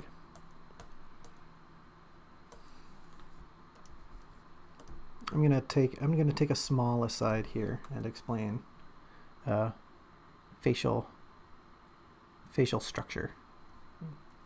I'm gonna not answer the question for just a second. So the thing with, like, I've already kind of done it, but I really tried to accent the squishiness of things when you're drawing. I mean, if that's the vibe. I mean, even if it isn't the vibe, it's just generally how things in our world move. There's a squishiness to most things. So the fact that Teal's face here is all kind of scrunched up should really be accentuated. So her evil little smile here just pushes those cheeks right out. And because her cheeks are getting all pushed out, her eyes should really, you get the jelly bean eyes, which are kind of an inorganic shape. I don't know how people do those, like, real squishy jelly beans. Yeah, like, I'm just kind of garbage at this, but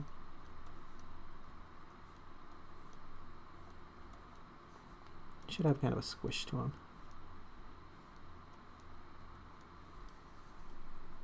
I don't know what's going on with that eye.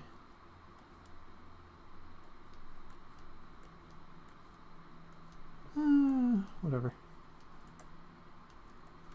It's a shit post, right?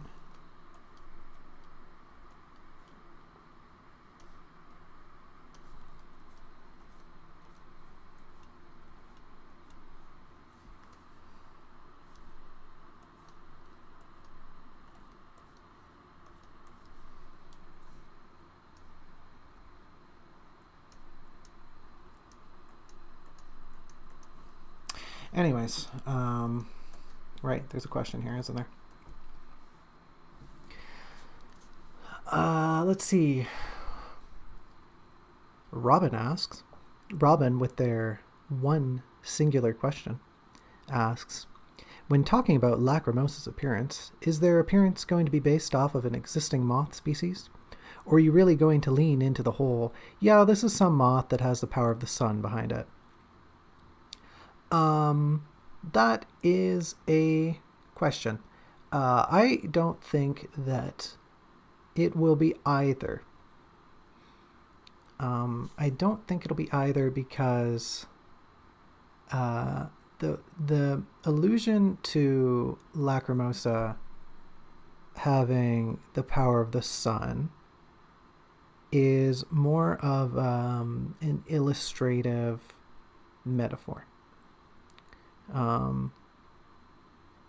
It's not that they actually possess the warmth and life-giving abilities of a celestial body.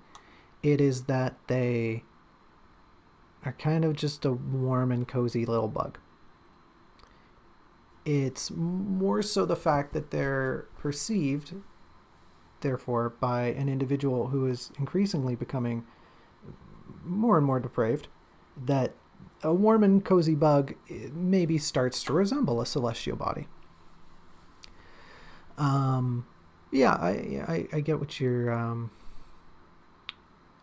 Robin mentions that the sun bit was more of a joke, but it's still somewhat connected, which is fine. Yeah, I'm not using it completely transparently here too. I don't think once in the novel I ever describe Lacrimosa as being solar. But likewise, I don't think I would ever take an image off the internet of a moth and then try to describe it with words.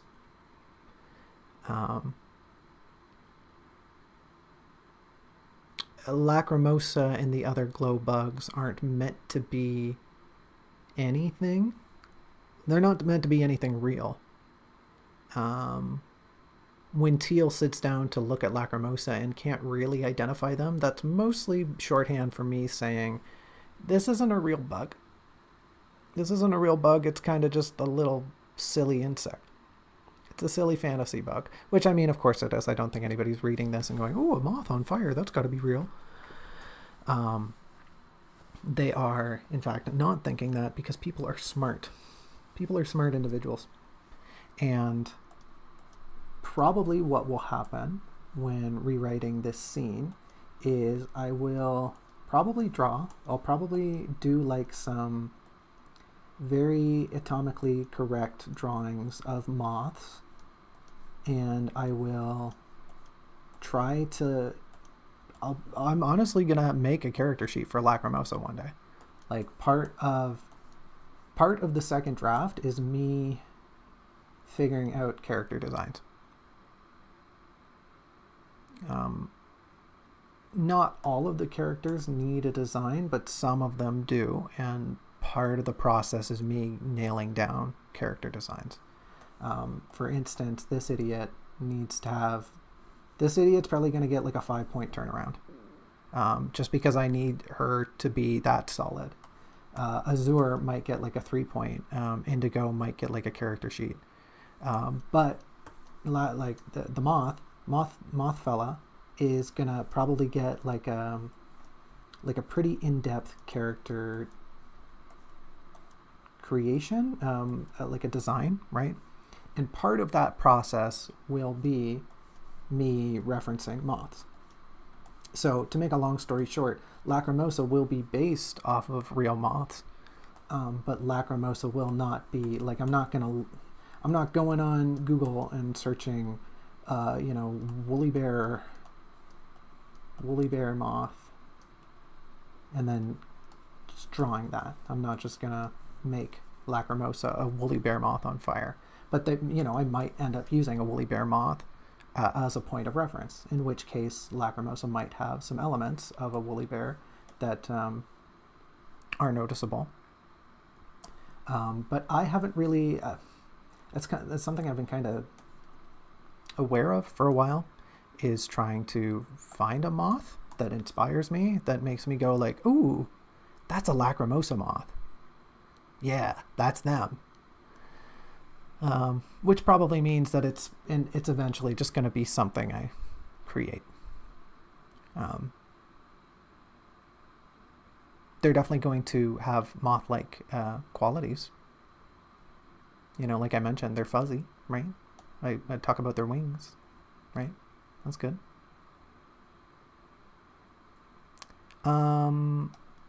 That is false and wrong, and you're lying on my stream to our viewers at home. How dare you? I would never do something like that. And if I did, it was definitely not every moth. It was maybe like every other moth. And in my defense, it was you. You were the one who did that. I'm innocent. I never did that. You have no proof. I, however, have proof, and the proof is me on stream right now saying that you did that.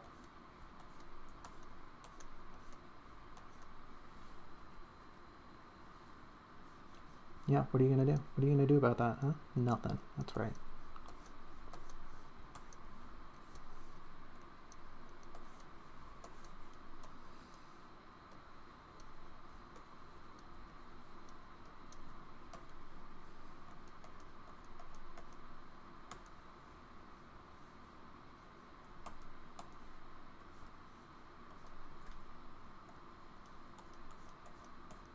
Do do do do do do do do do. Do do do do do. Do do do do do do do do. Do do do do do.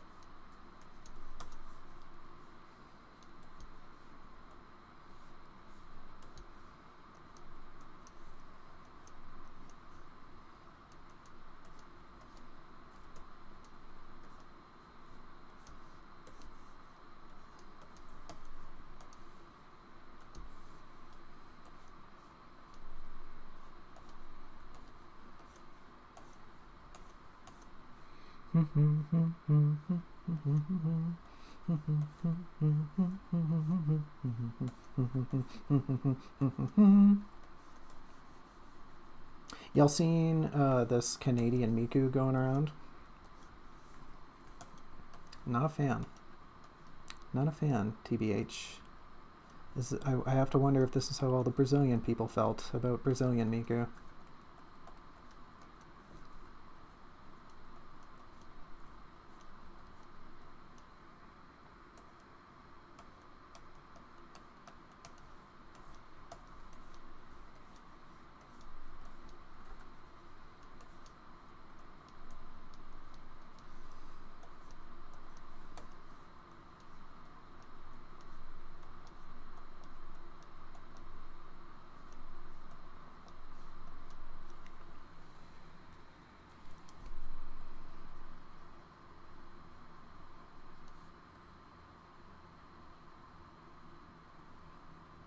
There was one I saw where it was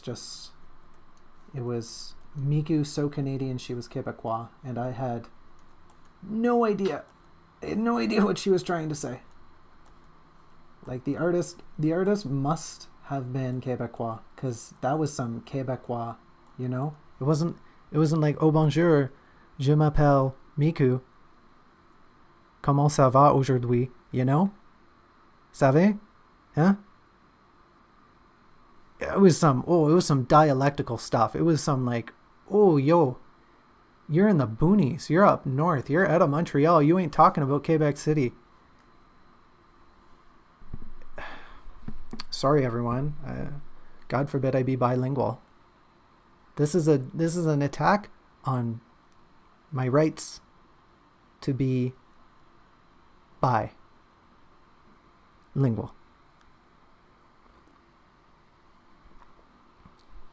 Which means it's an attack on your rights to be bilingual.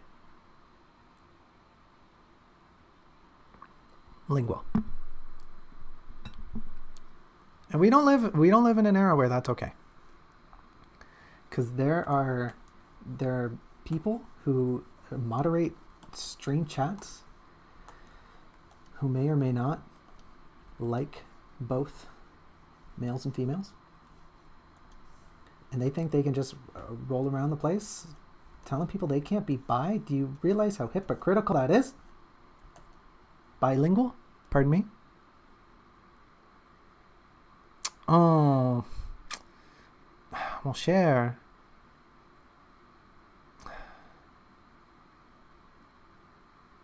Mon cher, you use tu? Oh, you must use vous. You must use vous unless you know them very well.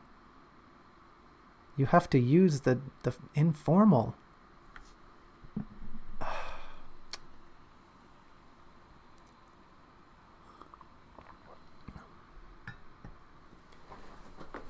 You use vous?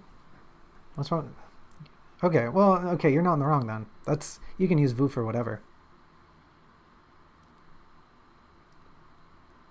Unless you're like intimate. Even then, whatever. No one's...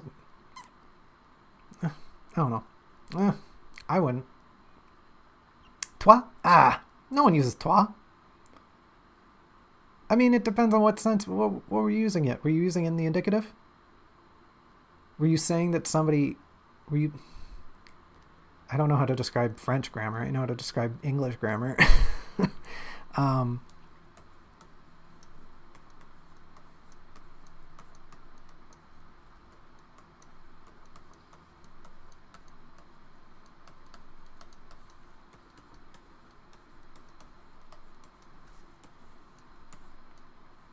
Sigh.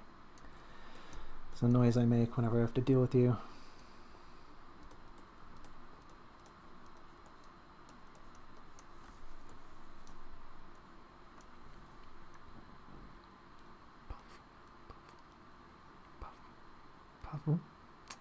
Puff. I mean, your grammar there is already garbage, but...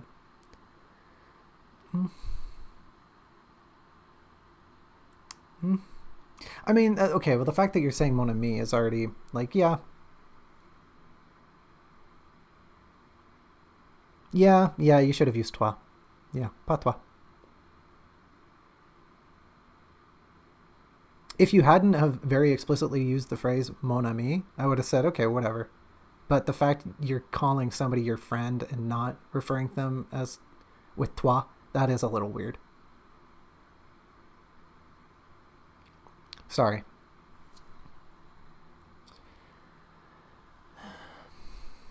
Je regrette. Je désolé. D'accord. Savez.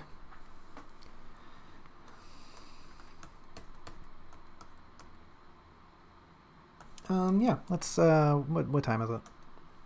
Do another teal. What's another funny expression? Do like a...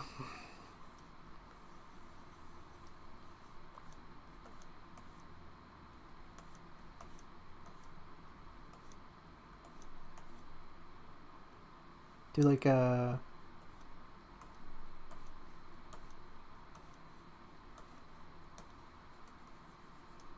Give her some big ol' lies.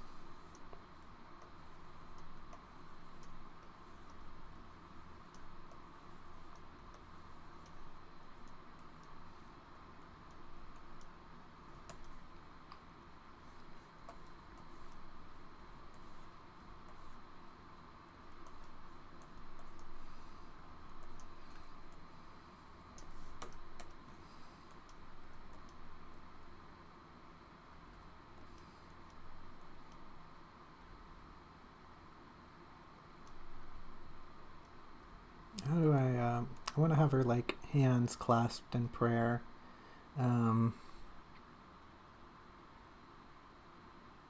Wait, the response, vous, I thought.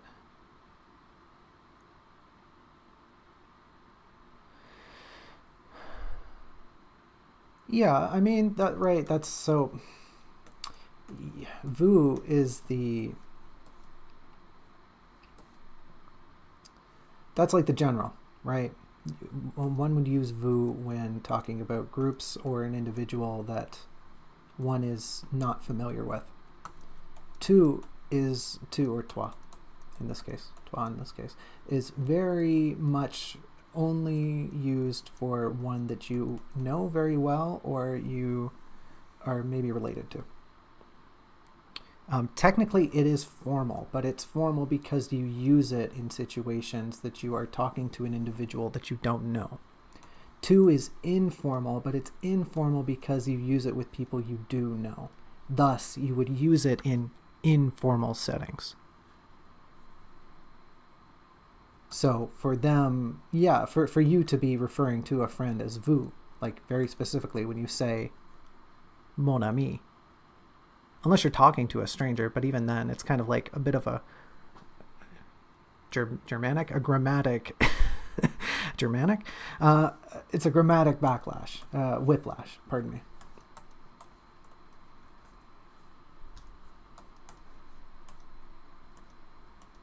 Also, oh, never mind. I thought it was storming.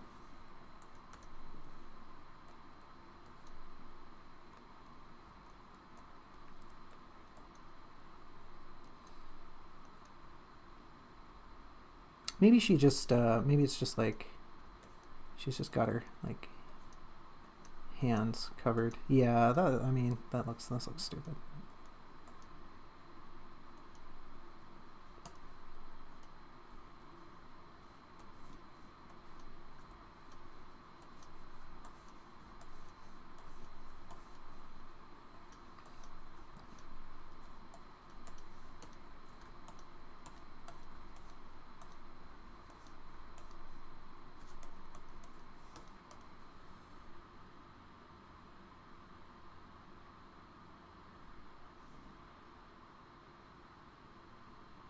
A French lawyer business? Jesus. Nom de Dieu.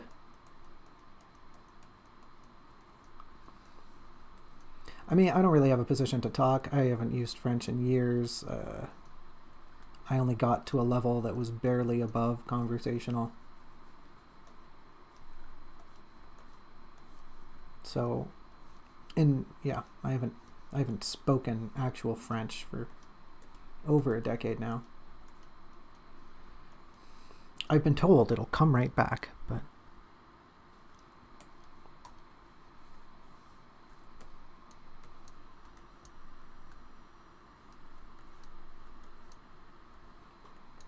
see, here's the thing, right? You can, like, the little smile.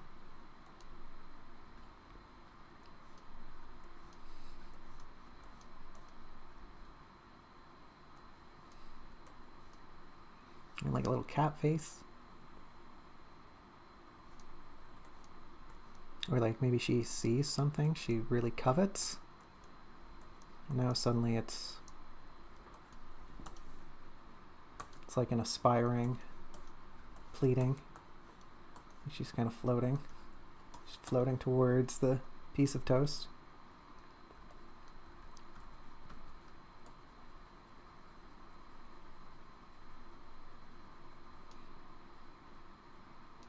Quit looking at me with them big ol' eyes.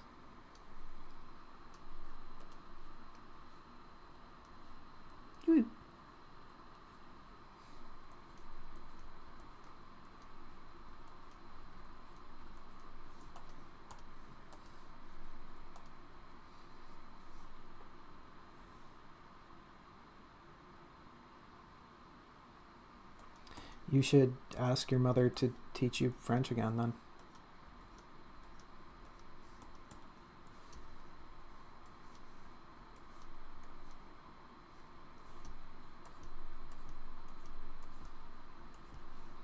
You should call your mother and speak French to one another.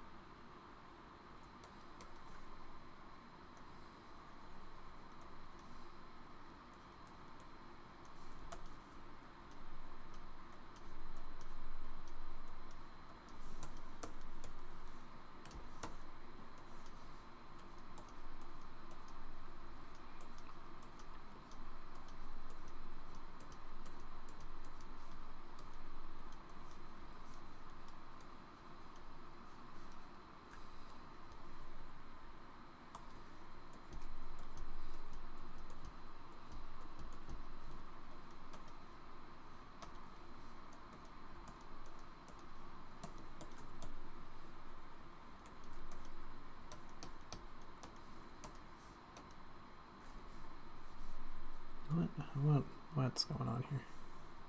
What's going on here, girl?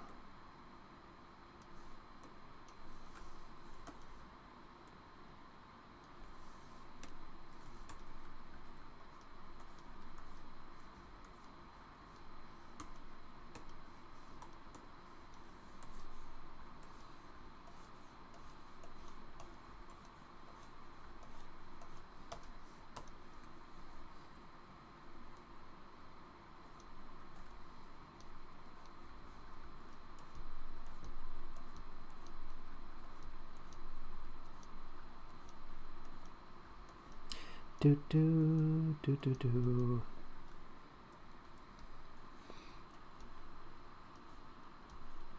Do do do. Do do do. Do do. Do do do. This is why I can't have not music on. This is why I have to, because if I don't, then I just sit here and I make noises. And that's not a good look. That's not a good look, chat. Hee hee.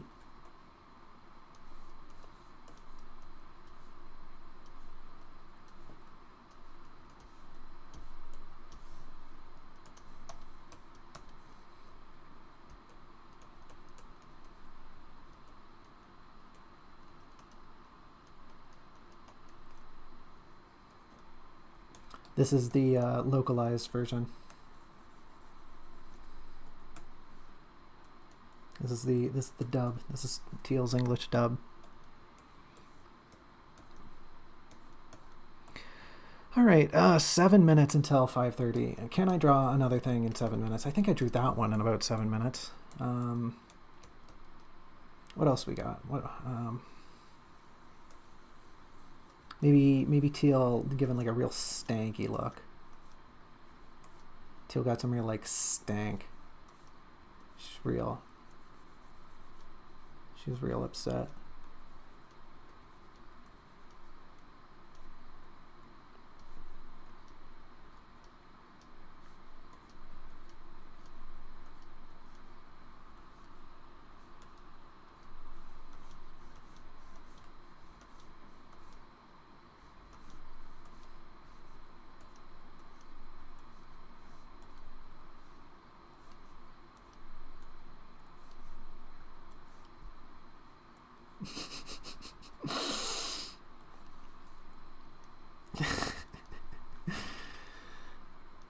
What is this? This is Ed and Eddie ass looking.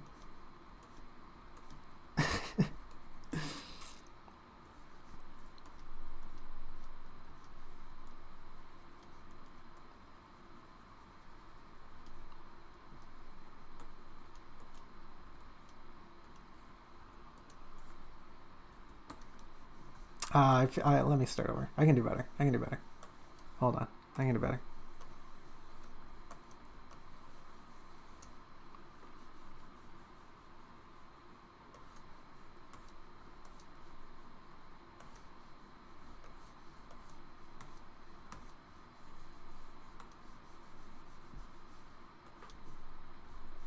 something about the unibrow. I think that's what's giving me Edda and Nettie.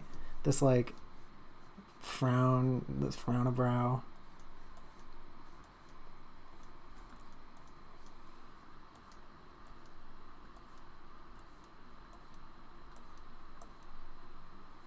Just this super scrunched up face. Yeah, I think I gotta keep that. I think I gotta keep this. Like, her face is just all squished up in here. That's how pissed off she is.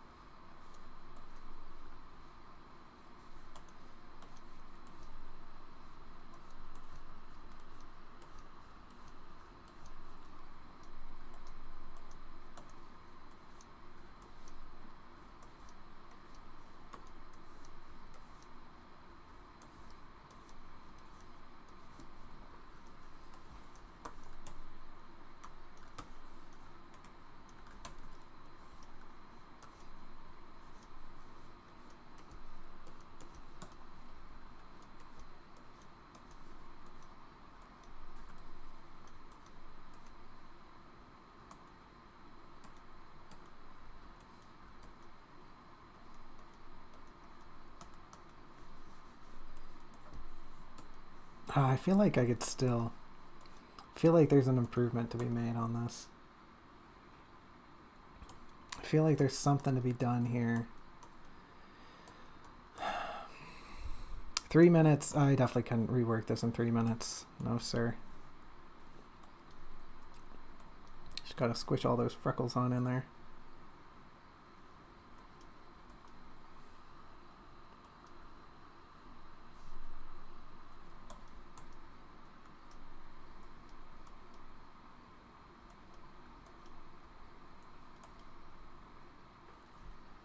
I think there could definitely be a way, like if I somehow pull her chin even higher, just like squish her head even more. Come on, let me there. Yeah. There's something, I'd have to restart to really get it.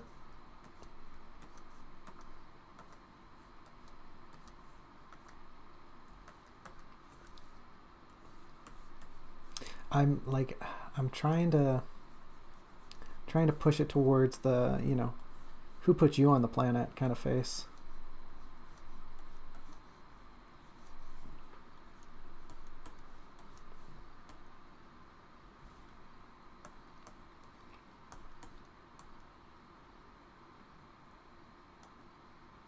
When teal is scrungled, neck get long. Teal already has a pretty long neck. It's just you don't see it. You very rarely see her neck because she wears like the longest collar in the world. This is already kind of too long for her face. But Teal's neck is pretty long.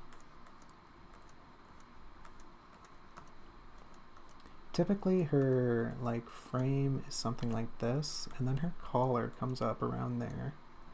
And you really don't get a good sense for how long her neck is, because her collar is just hiding it, which is kind of intentional. She's supposed to be hiding it because she doesn't want to look like an elf, right? She's masking as a human. half-elf things, you know. You don't want your elvish traits to be too noticeable.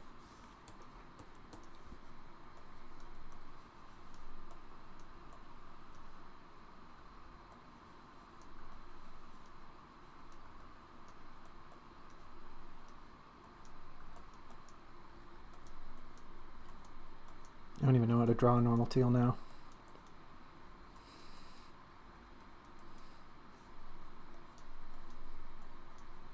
I mean, I know this ain't it, but...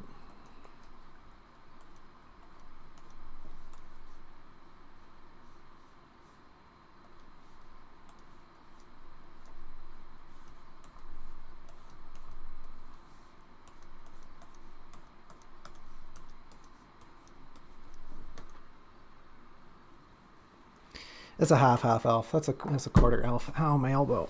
I just hit my elbow. My elbow. Oh, I forgot to put I was drawing, sorry. I forgot to put my pen out. Been sitting here this whole time without my pen. Oh, that's funny. Anyway, we're going to call things there. It's been great. It's been fun. Drawing was silly. Hopefully that was all the questions. If your question didn't get answered, there's always next time. There's always next time. And speaking of next time, we'll be here. We'll be here next time, next Tuesday. If I haven't perished, if everything's according to plan, unless there is something that comes up on the next Tuesday, we'll be here talking about Chapter 8. Chapter 8 is probably going to be a standalone chapter because it's quite long. And Teal does a lot of remembering. So yeah. Well, I mean, I'll see. If it ends up not needing that many corrections, Chapter 8 and Chapter 9 might be combined. But Chapter 8 is pretty substantial in my mind. It stands out in my mind as being a catalyst for most of Part 2. The first half of Part 2, for sure. But I digress.